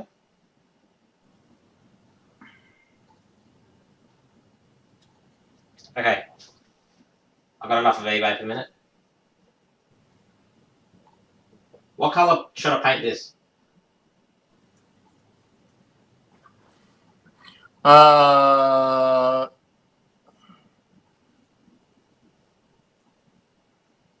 Where's it being used? In the coal area? No, wrecking yard, scrap yard. I'd paint it silver with some rust on it. Easy done. That'll be tomorrow's job.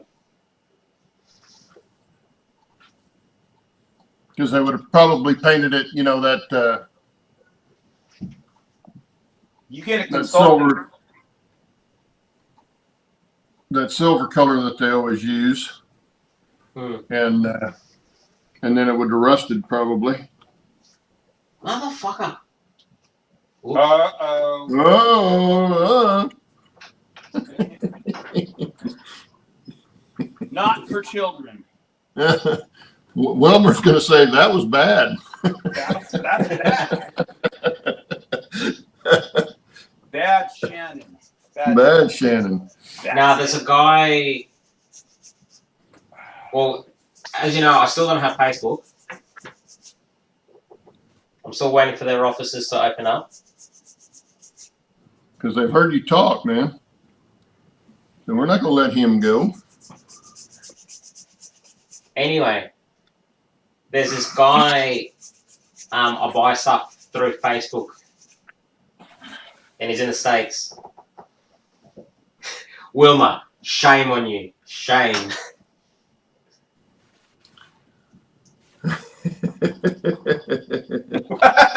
Fill us in. Get him, Wilmer. Get him. Yeah. Anyway. Yeah, I buy a lot of stuff of him. And I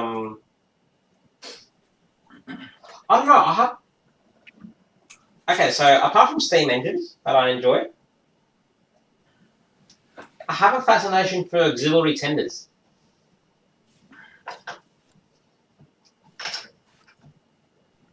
Yeah, I kind of like the maintenance away stuff.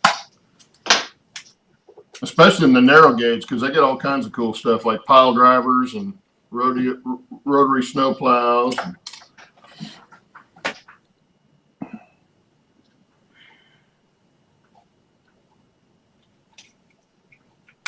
Actually, I forget. What railroad are you modelling again, Claude? Is it Rio Grande Southern or? No. It's based on. It's just based on the Colorado narrow gauge, and there were several different companies. Most all of the narrow gauge, Colorado narrow gauge, ended up under the Denver Rio Grande Western. except for I think the Rio Grande Southern, when it went under, finally, it never did make a profit, but when they finally pulled the tracks up, it was still Rio Grande Southern. But and Rio Grande Southern's the one most people like to model because it had the galloping geese, which I've got a couple of those. There again, mine's freelance based on a prototype, so I can do what I want.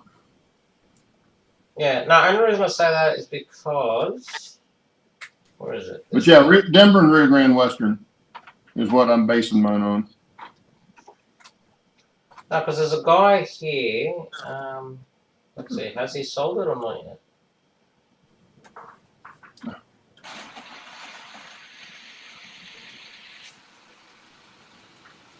He's got a Precision Craft Models Galloping Goose, number 4. Yeah. Yeah, and probably wants $500-600 for it. No. How much is he asking? I'll send to you via what's called Hangouts, so then that way you can have the first shot. Oh, well, yeah, but if it's on a bid, it won't stay that low. Trust me. No, it's at a buy it now price. Really? Links in the Hangouts. Okay, yeah, I'm looking now. 275 Australian? Really? What's wrong with it? What's wrong with it? Condition is new, unused, mint condition. 4 is shown, but 3 is the same conditions. So it's got 2 available at that price.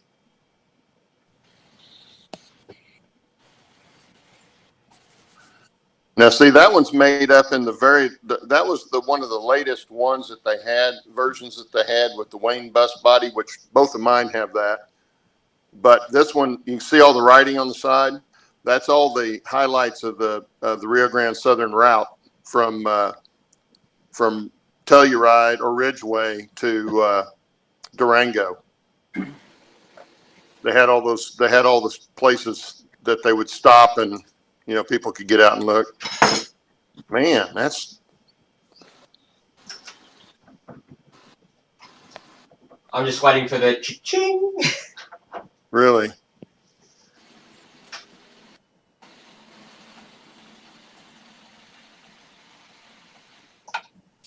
Yeah, because this guy, he was selling a Concord N-scale one for, he wanted, what was it? $450. Which I bought both of mine for about $200 each.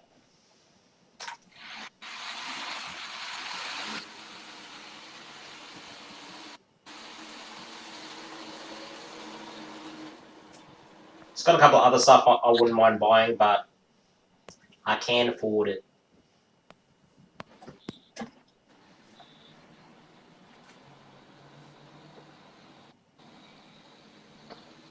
Like here you go. He's got a Buckman Spectrum H42-6-6-2 loco,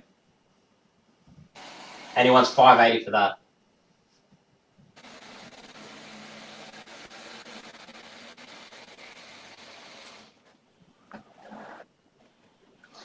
Well, he says he just ships to Australia, so. What's stopping you from shipping it to me and then me shipping it to you with everything else? Yeah, there you go. There you go. I mean, it's not like I'm going to steal it because I don't model HO or... Actually, is it HO or HON3? Well, you'd have to send it because actually I've got some of your stuff hostage here. I could hold your stuff hostage. Yeah.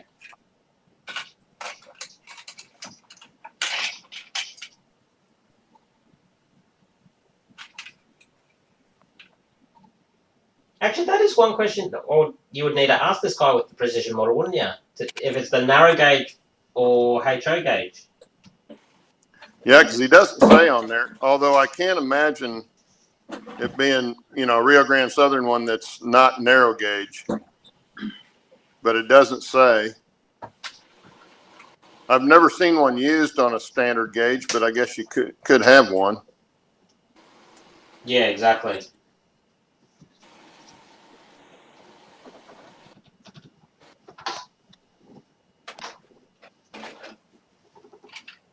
It says HO scale, but see, that would be HO scale. Yeah, it's just, is it HO or HON30? Yeah. And all that changes is the wheel gauge. Yep. Yeah, the scale stays the same. Yeah. Send him a message. Let him know, you know, I'm in Victoria. You know, you can send it to me. And then I'll deal with all the international postage shit.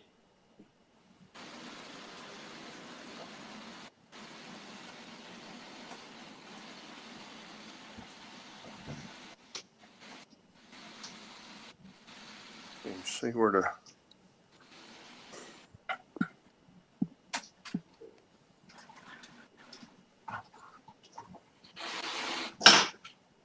He's got two of them. Claude's weighing up his options. Well, I'm trying to find where I can. I don't normally do eBay on my phone. Well, here's what you do, Claude. You buy both of them, ship them to Shannon, and then have them shipped here, and then sell one of them U.S. for a whole ton more. Because then the shipping's already done. Actually, I was going to say, Claude, as well, it's 20 to 2 in the morning here, so this guy's going to be in bed. Yeah. So ultimately, if you really want to, you can sit on it and think about it for a couple of hours. You know, Yeah, and I'm wondering if that even shows up on the U.S. eBay. Nah, if he only ships to Australia, it wouldn't. But that's why it's good to have friends overseas, because you can go, hey, can you buy, if I send you the money, can you buy this and then send it over to me? Yeah. Hence why Steve has half my crap. I do. I still don't know what most of it is.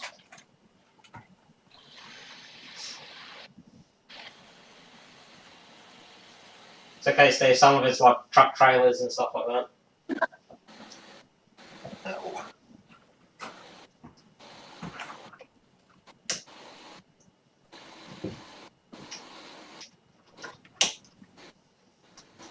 Yeah, I didn't realise it was so expensive over in the States, Claude. Say again? I didn't realise those ones were so expensive over in the States.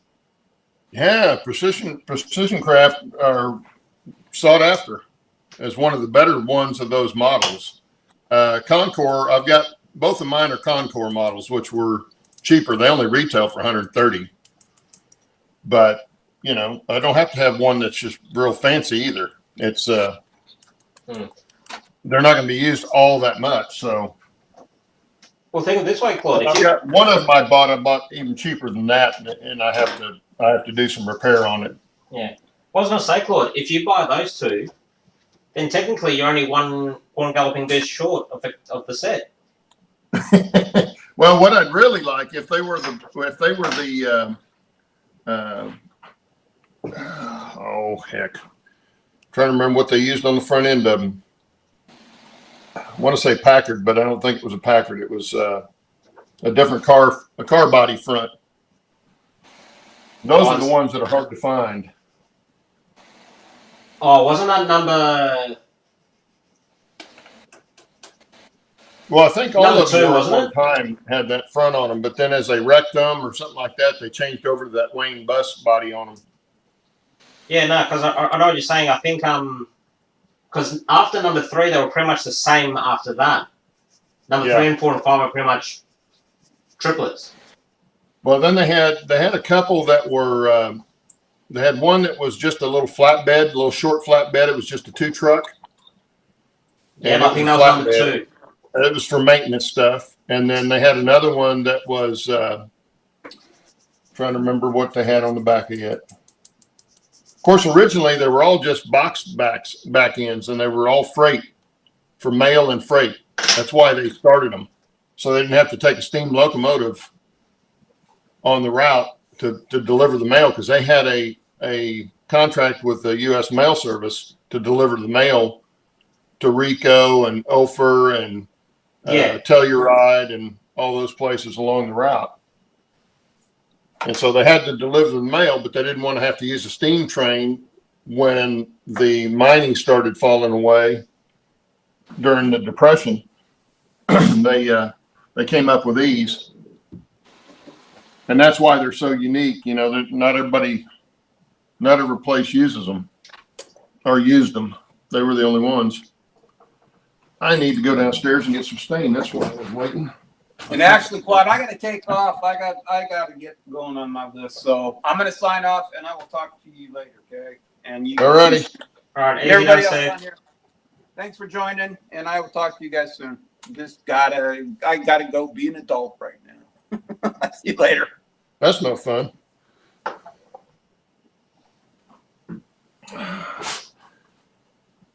Oh.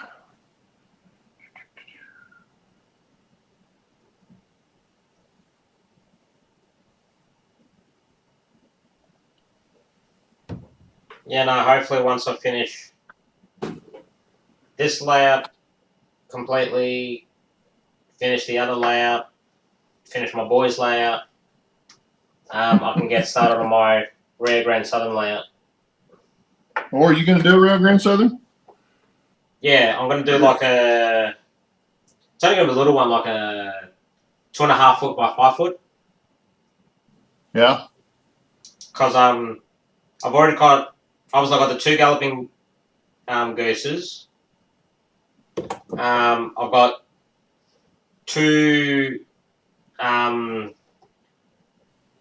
Mikados. You know, the old school version. Not the K class ones, like, you know, the open wheelers. Well, it's gonna be N scale, right? Yeah, N scale. So are you going to do N scale narrow gauge, or are you just going to do N scale? No, just N scale. Well, I did look into doing N scale narrow gauge, but it's stupid expensive. Yeah. Like, HO narrow gauge is bad enough. And there was a guy in Germany. He built a K26 and 4 passenger cars. He wanted $2,900 US. Yep. Like, beautiful model. I mean, like, the steam locomotive itself was brass.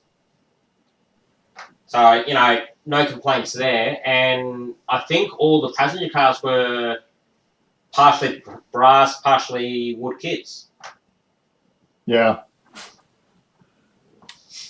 Well, I'd like to say the precision scale stuff on the brass engines run pretty high too. And that's without DCC. That's just straight DC stuff. Mm. But they command a pretty good price here. What do you reckon, Claude? And I'm assuming they make a pretty good model because of that. Or that's why they're so expensive. Yeah. Hey, Claude, what do you reckon my crane in place? Let me see. Oh, yeah, there you go. So obviously it's going to sit. That's going to be level. Good. Yeah, that looks good. And you get it painted and weathered, it'll look real nice. Mm. And I've done it properly. Oh, yeah, plenty of room.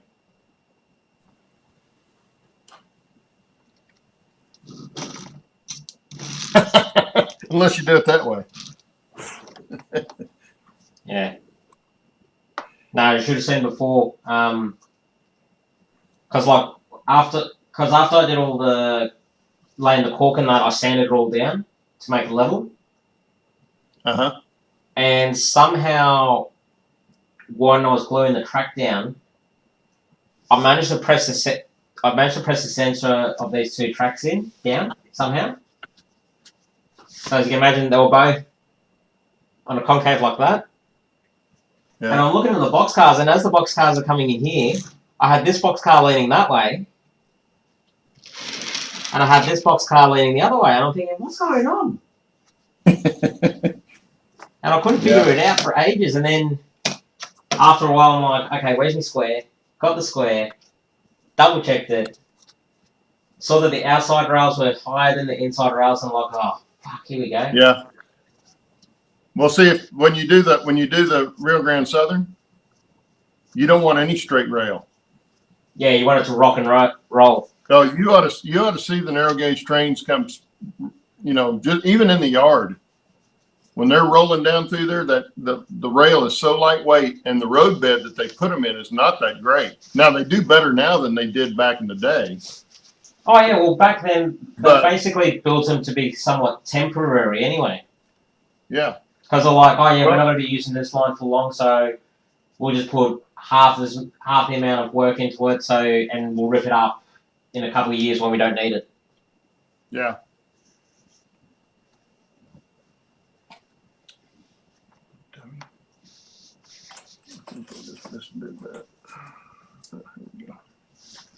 That looks good. I'm quite happy with that.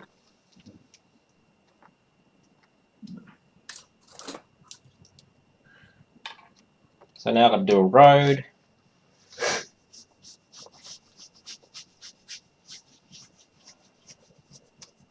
I'm just happy all this handmade fencing I made, all the cyclone fencing. Uh-huh. I'm just happy that I've been able to rip it out and just tweak it without it being... Without tearing it up? Sorry? Without tearing it up? Get it out without tearing it all up? Yeah, because when I made it, this was when I saw Luke Towan's video when he was making cyclone fencing. Uh-huh. So I ended up making a jig, and I made, I think it was 6 foot and 8 foot high fencing. And I made this jig, used brass wire, used the tulle for the actual fencing material, and yeah, they actually came out really good and very strong. But a couple of my solder joints, I made them too small and too thin, so they broke, some of them. But nothing a bit of super glue couldn't fix.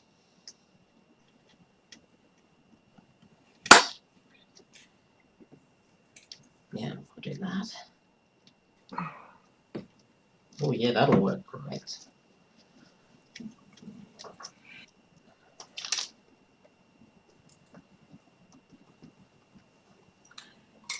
Yeah, the K27 steam engines, the 282 Mikados, they called them the mud hens. And the reason they did was because of the way they waddled down the track. Yeah, and they were always picking up mud as well.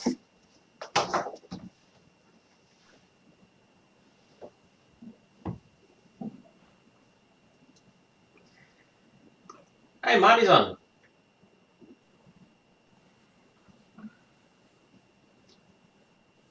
Oh, hey, Marty. How's that, Marty? You know how we were doing the weathering special on Saturday? Yeah. Yeah. You're asking me? Yeah. Marty's gone. He's bought himself a set of Tamiya weathering powders. Oh, there you go. Yeah, he's gonna have a crack at them.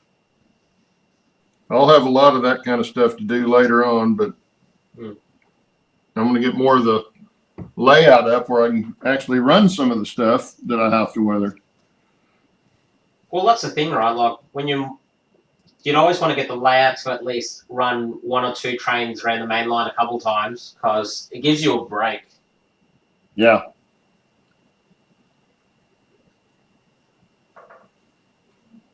Like I remember when I started building my layout, I had the track plan down and everything.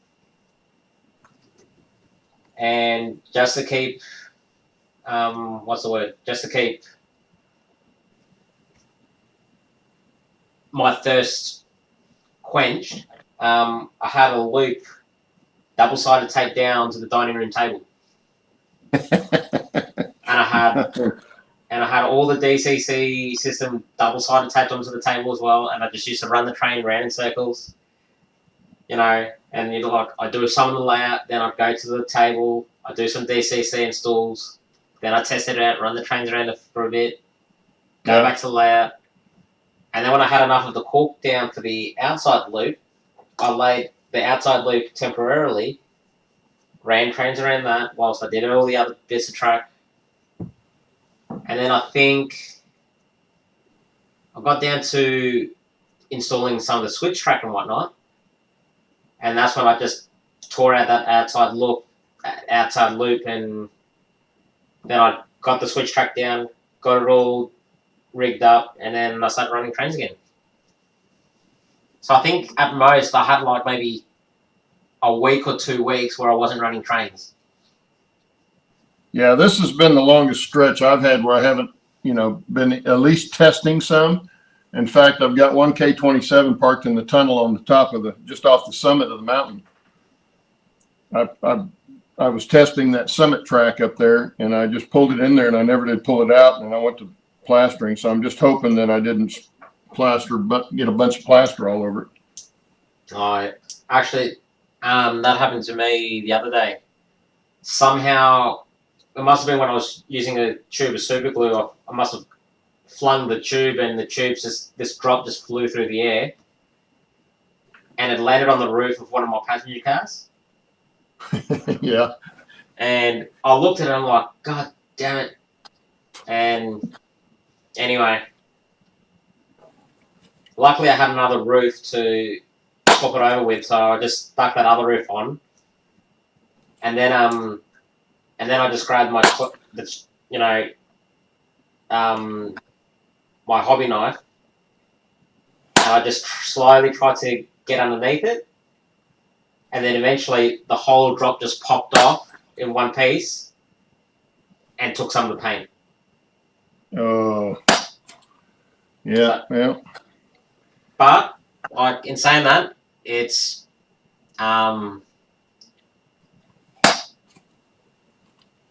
what's the color? It's a damn great color that Union Pacific used, so yeah, I can mix that up pretty easily, and I'll just have to paint the whole roof, which isn't a big deal. Yeah, it could have been worse. Yeah, it could have been running down the side of the passenger car and rip all that up too. Yeah.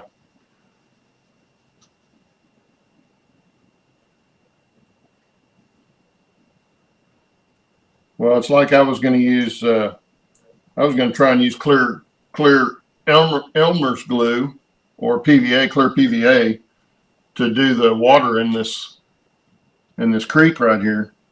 And so I made a test bed down in my shop to see how it would turn out before I put it on the layout. And I'm so glad I did, because where it would have worked, it took forever. It took it a week to dry. Oh, It soaked into everything, even the plaster, and then it just stayed wet for a week. Yeah, because it creates the film right over the top of it. Yeah, and that's when I decided to go ahead and do the magic water. What I had originally bought was the Woodland Scenics real water. In fact, I've got a full bottle of it here. But it says on the bottle, which I didn't read in the store, I should have, not to use with PVA glue. And I it didn't say why. It just said don't use it with PVA glue. Well, I'd already put ground cover and everything else around this thing, and sprayed it down with PVA glue. And so I got on YouTube and I was trying to find out why they said that. And I found one guy that was showing how to use the stuff. And he goes, okay, now they tell you not to use PVA glue, and the reason is it makes it crack. And I thought, oh, well, if it was a big crack, no problem. You just fill it back in, right? But if it's spider cracked, that would ruin the whole look. So I decided not to go that way. And then I got Magic Waters when I'm using, and it's a 2-part resin, and I love it. It worked really well. Bubbles come out on their own. Anything you put it on, like if you paint it on the plaster rocks and stuff, it just looks wet. Yeah. It looks great, and I'm really happy with it. And I got it from Scenery Solutions, I think is who I got it from. The same place I got the Fusion Fiber, which I like the look of it over the plaster. It looks almost like a moss, or where dirt has come down and stuck to the side of the rock. And so it gives me a really good look on that too. So both of those products I can recommend. They're really good products. Mm. Actually, have you seen Luke Talon's video of how to make waterfalls? I did, and I need to go back and watch it again because I need to make a couple of them. One's going to be pretty short. It's only going to be about 3 inches long, but the other one on the other side of the mountain is going to be the full length of the mountain. Yeah. And it'll come down and hit one spot and then go down off of that and then off of that. It's not going to be real wide, but it's going to be a long one. Yeah. So I think from memory, you do it on. Actually, I can't remember if this one was the one I watched from Luke Talon or from someone else, but they got a piece of paper, obviously drew the rough trace up of the river, and then they put it behind some glass that they cleaned, and then they laid the glue over the glass and let it dry, and then they just pulled off the strips. Okay. Well, that would make sense. Yeah, they give you a template to work with. Well, I won't have that luxury here. What I'll probably do is do it in however many sections the falls are in between, and do it that way. Mm. But I'm going to use the Woodland Scenics water effects on that because I've already practiced with that, and it works pretty well. You could probably do the same thing with white glue.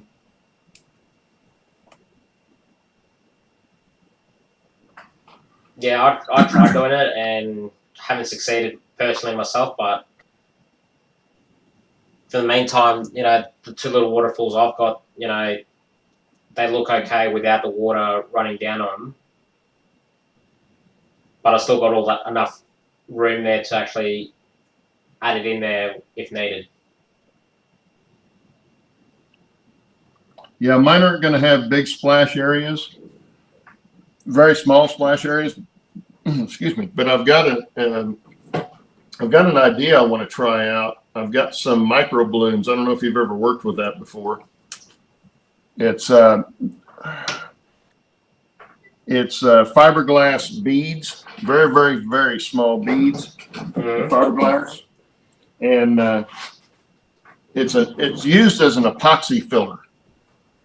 Yep. And you just mix it in the epoxy, and of course it makes it kind of a milky white. I was thinking about practicing with that and the water effects a little bit and seeing if I couldn't get a foam, kind of a foam look out of it. Actually, what was I going to say? That magic water you use, being an epoxy, is it like a enamel epoxy? I'm sorry, like a what kind? Enamel. Like it's got that enamel smell to it. No, they tell you to use it in a ventilated area, but I didn't notice the smell at all. Tells you how long I used PVC glue as a plumber. Does it smell like thinners or anything like that, or? Well, let me check. I'll just take it out and take a whiff of it. This is the resin.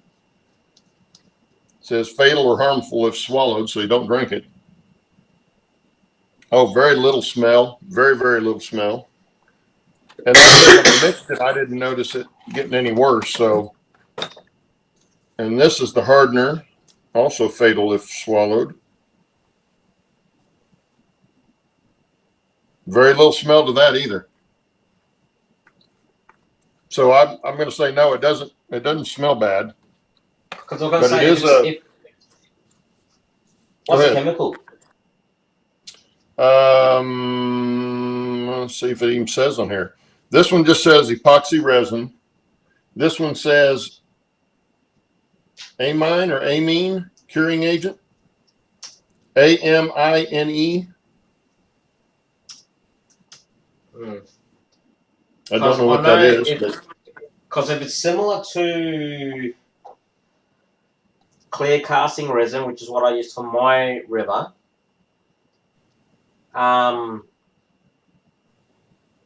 you use enamel paints. Or was it? Yeah, you can use enamel paints on this. You could probably use acrylic paints on top of it too. Now, if you wanted to color it, they tell you to use coloring dyes or what else was it? Might have been enamel. And you know, of course, you don't have to put a lot in there. The color's pretty easy because it's crystal clear. Yeah, I think. But I didn't want any color in it because it's a very shallow area, and I wanted the ground detail to show underneath the water. So and it does really well. It came out really nice. Yeah. Well, it might be very similar to what I use then, because here in Australia we can get clear casting resin, which is the type of resin you use to, like say you're a bug collector, you collect butterflies and you're gonna put a butterfly in a bit of resin. And what I did when I built my river, because obviously I've only got 2.5-inch foam board and the river wasn't that deep, so to make it look deeper, I obviously did a couple of coats of resin. And what I did is I tinted the first pour, I tinted that really dark. And then as I built up on top and over the top of it, each layer, I just lightened it and changed the color. Yeah. And it actually came out really good. Like when you actually look at it on the right angles, it actually does have that depth to it. But then there's other angles you look at it and you can see it's only very shallow, but you can still see the effect I tried to create. So kind of falls under the, the 3-foot rule, from 3 foot away, it actually looks like a deep river, but up close, you can really see it's just been layered on top of each other. Yeah. It actually came out really nice. Like I'm pretty happy with it. This also says on here, if crystallization whiteness occurs in the bottle, microwave for 10 seconds until it clears up. Know if that tells you anything. Yeah, no, that sounds like some sort of an enamel base. Yeah. It says vapor harmful using a well-ventilated area, but it doesn't have a lot of smell to it. So. Yeah, but you and I both know. As it was curing, I'd come up here and check it, and I never did get any kind of smell from it. So. Yeah, but when you work around chemicals for long enough, you tend to lose that sense of smell for it. Well, see, and when I was plumbing, I'd be up under a sink in the kitchen putting in drain pipe with PVC glue, and the homeowner would come in and go, "Oh, how can you stand that smell?" And I'm like, "What smell?" Yeah, exactly. It was so strong. About the only time the PVC glue really bothered me, after a while anyway, was if I was under a house working on a main sewer line, and I had the main sewer line open where I was actually putting the glue on, and the wind would blow and blow down the pipe and blow it right in my face. Then it would get me, but just being around it didn't bother me much. No, it affected me, I'm sure. It affected me, I'm sure, but it didn't bother me. Yeah. I remember the last time I was affected by chemicals was, what was it? I was emptying a fuel tank out of a car. And the pump in the car was dead, so I had to get an external pump that we used. And this thing was full to the brim. And, we're talking, I think it was like 100 liters, which, how many gallons is 100 liters? Oh God, I don't know. And I'm figuring it out now. 26.5 gallons. Yeah, that's about the average size with the gas tank. Yeah. On a decent sized car, anyway. Yeah. Anyway, so it was full to the brim, and so obviously I was in the car, working, pulling some parts out whilst I was emptying the fuel. Doors are open, to ventilate it, and I think because I was handling the fuel for so long, putting my hand right into it to try and, get all the fuel out and clean the tank out and whatnot, and just smelling it and then having it on my clothes and you name it. Yeah. I ended up getting sick for a couple of days, and I'm pretty sure I had petrol going through my blood because even though I showered so many times, when I started to sweat, you could smell fuel. Huh. And I was like, well, that explains a lot. That's wild. Well, the only time I can remember being affected by chemicals, I was in a house and I was hooking up a sink, and it was a house that was being redone. An old house was being redone. Well, the countertop guy was there, and this was back when they still used a lot of Formica. Oh God. And he was using the contact cement for the Formica, and he was not using regular contact cement. It was the good stuff. I mean, it was, pretty stout stuff. And he was working. It was an L-shaped kitchen, and he was around the corner putting this Formica down. And I got there and started working on the sink, and he goes, well, this glue's pretty strong. He said, if it starts bothering you, just be aware. If it starts bothering you, you might want to get out for a little bit and get some fresh air. And next thing I remember, he was waking me up in the front yard. I dropped the wrench, and when I dropped the wrench in the cabinet, it made this big noise, and he said, "You okay?" And he never heard anything from me. And so he came over and drugged me outside, got me in some fresh air. It just knocked me smooth out. I didn't even remember, getting dizzy or anything. Yeah. But I was laying down, under the cabinet, and that stuff just sinks to the floor. Yeah, so you probably just essentially suffocated. Yeah, I just got in there, and that's all it was breathing was that fume. It just knocked me out. Luckily, it didn't seem to have any effect on me other than knocking me out. But actually, where did I hear? There was a story I heard. I can't remember if it was we were talking about it or it was someone else. In regards to carbon monoxide. I don't remember talking about it, but it could have been us. Yeah. No, I just remember there was a story. I might have read it somewhere, but basically this guy, he started to find sticky notes all over the house. Like the first sticky note was on his desk, and he thought it was a sticky note he wrote down and forgot about.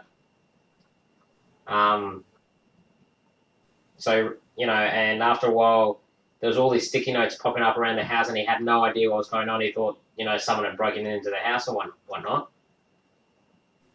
But there were all these weird messages and handwriting he didn't recognize. Uh-huh. Anyway, after a while, I think he spoke to a friend or someone, and his friend's like, "Oh, get a carbon monoxide alarm, and install that in the house." Turned out what was happening was there was a gas leak inside the house, and it was and as he was using the heater, it was creating carbon monoxide. And and what was happening was he was writing all these sticky notes to say, to try and remind himself, call the plumber to check the gas. But because he was affected by the carbon monoxide and gas, he couldn't remember writing anything, and his writing, obviously it was like he was writing drunk. Yeah. So yeah, this apparently happened for a couple of weeks, and surprisingly, he managed to survive. Yeah, because carbon monoxide, you won't even realize you're breathing it. No, and yeah, and like that's the thing, like because it's so heavy, it just takes over, and you don't even you may as well you may as well be getting drunk and then getting behind the wheel of a car. Yep. Well, and it's it's a reason it's too that it's a popular way to commit suicide, because all you do is go sleep. Yeah. Unfortunately, that it's a popular way. But yeah, it can be very, very dangerous. And, we would go and find back when they were still using a lot of floor furnaces, we'd go check them, for first part of the year and stuff. And half the time we'd have to sell the people a new floor furnace because their chamber on theirs had a crack in it. Well, you couldn't light it if it had a crack in it because that carbon monoxide just come up in the house. Yeah. And of course, tried to explain to them that it was a danger and we're not trying to make money off of it,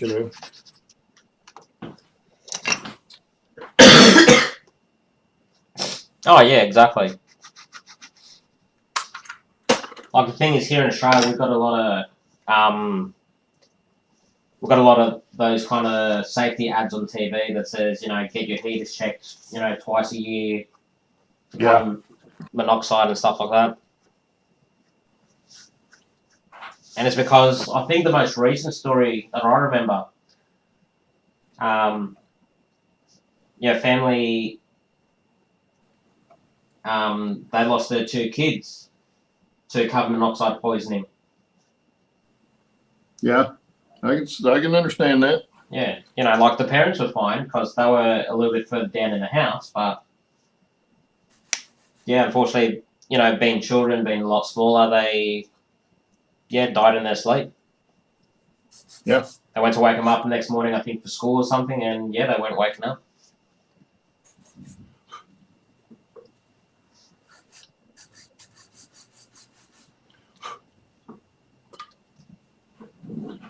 Yeah, it can be very dangerous.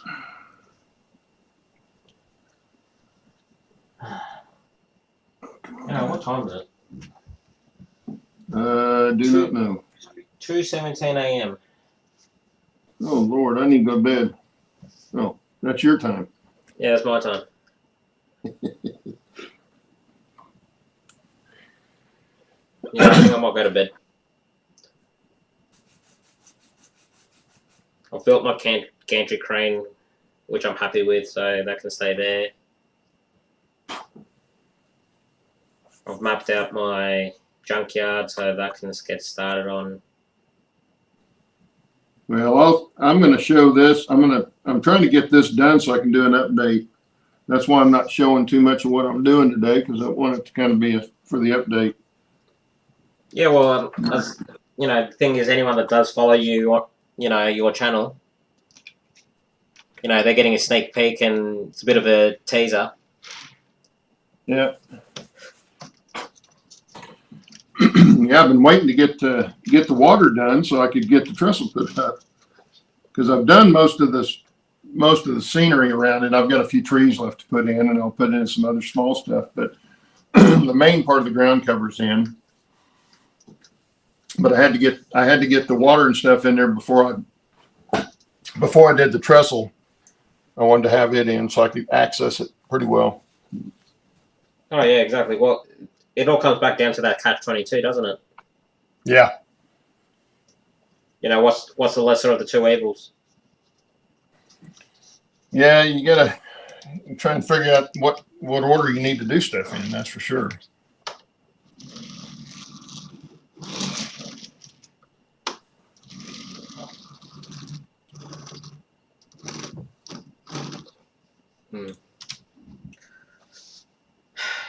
Now, if my math is correct, I've now increased my storage capacity. There you go. So let's see. I used to be able to hold. So go 1, 2, 3, 4, 5, 6, 7, 8, 9, 10, 11, 12. I can have 12 locos on standby now. Sweet.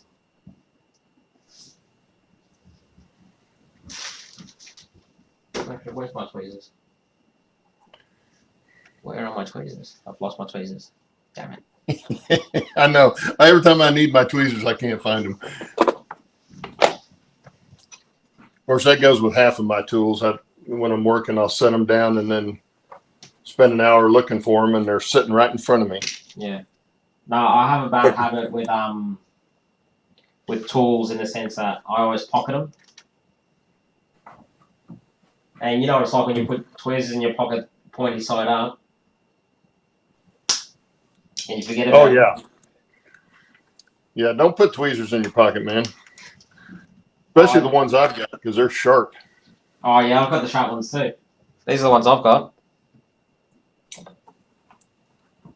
Yeah, well, yeah, I've got some of those too. This is the one I'm using today. They're self-closers. Oh, yeah, they're good. But they're a good sharp one too. Yeah, I've got a pair just like what you're showing there. I think it's down the shop.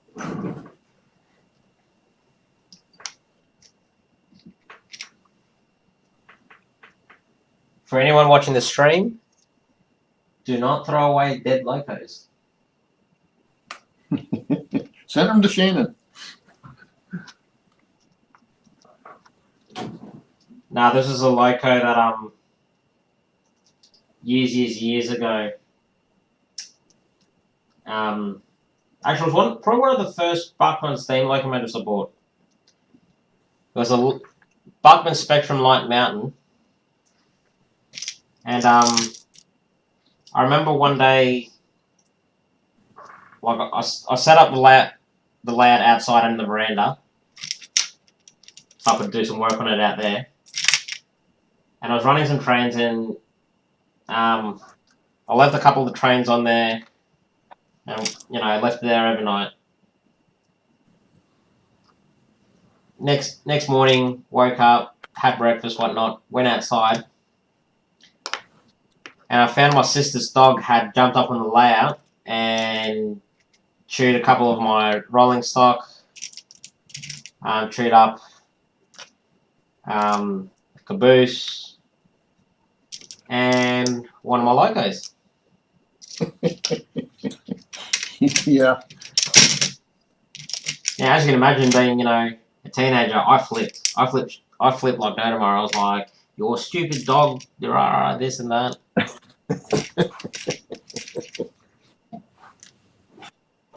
At the end of the day, I think it was my fault as well for leaving it all out there. But yeah, it's one of those things you never think a dog would jump up on a table that's 3 foot off the ground. Just to play with the trains. Now, usually it's the cats that do that.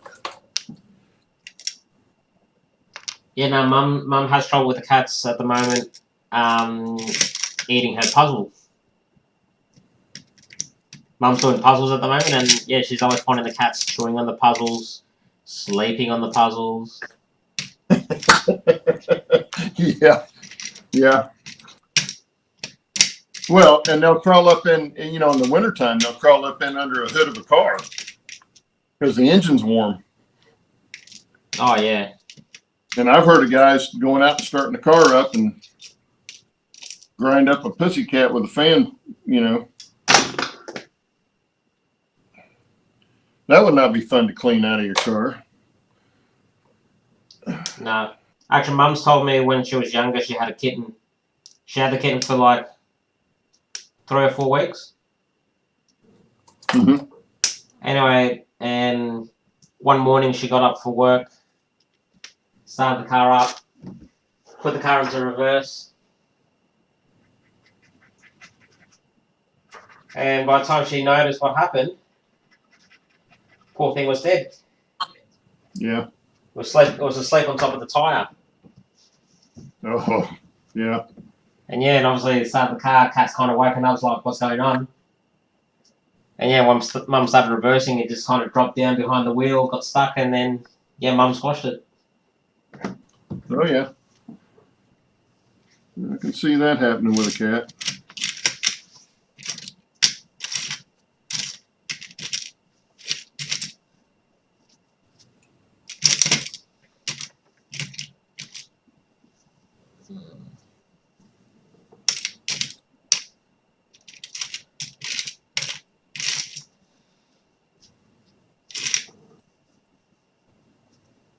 Yeah, that'll do.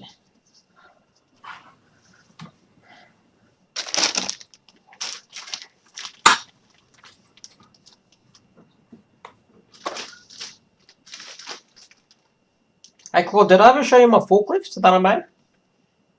Your forklift? Yeah, I made a forklift. Let's see. Oh, cool. You scratch build that? Yeah. Good job. Yeah. And here's the thing. That's pretty awesome. It took me, I think, a week of researching. So I ended up finding a photo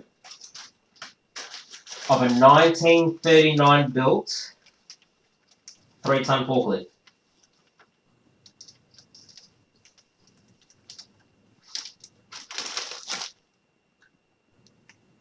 All the boom workings worked behind the driver.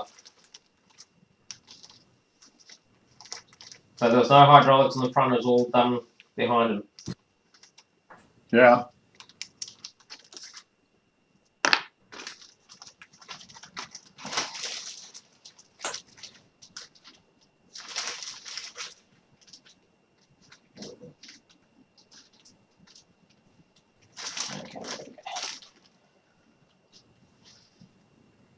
So there's a couple of pieces for that.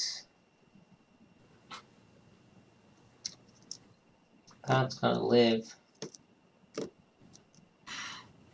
Let's make that live there.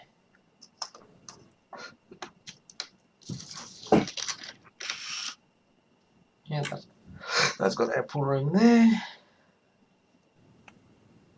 What's that? Oh.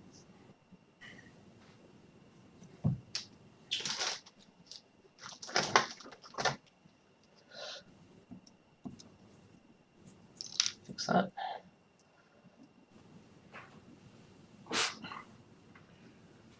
I might get an update in by this weekend if this keeps going this smooth. Oh, you should be fine, I reckon.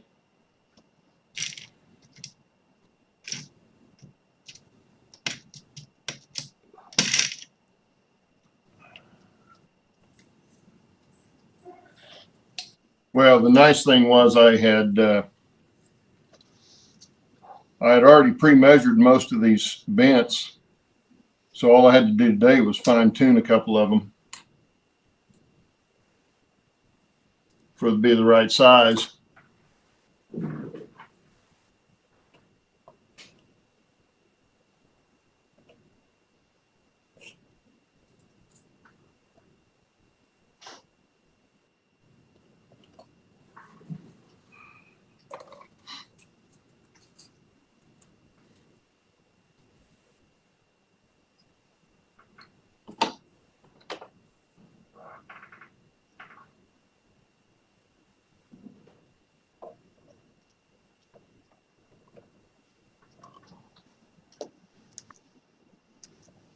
So that will go there.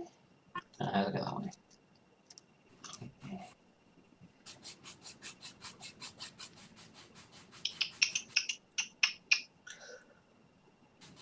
Dog, cat,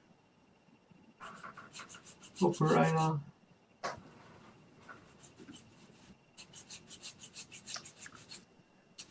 That's going to sit there, up like that.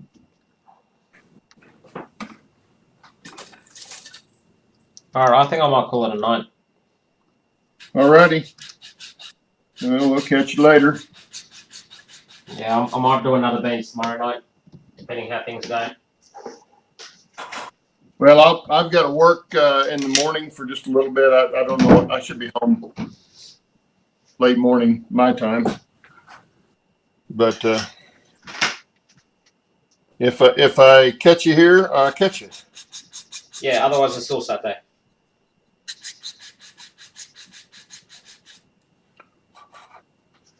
Alright. Righty. And apart from that, Well, thanks for joining, guys. yeah, whoever's still in the chat anyway. I think Wilmer's there, and Leslie's already left, I guess. Marty's still there. Dave left. Yeah. Yeah, there's only 5 in there, and I'm one of them. So Yeah. Actually, Leslie's making you're a good probably point. in there too. Sparky streams on tonight.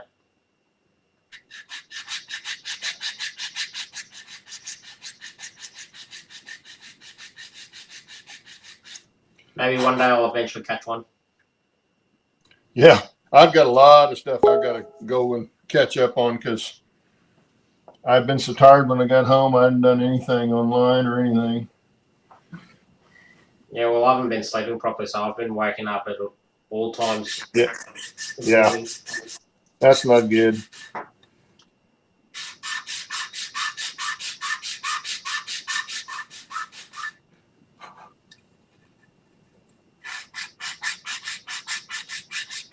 All right. Anyway, I'll see you later.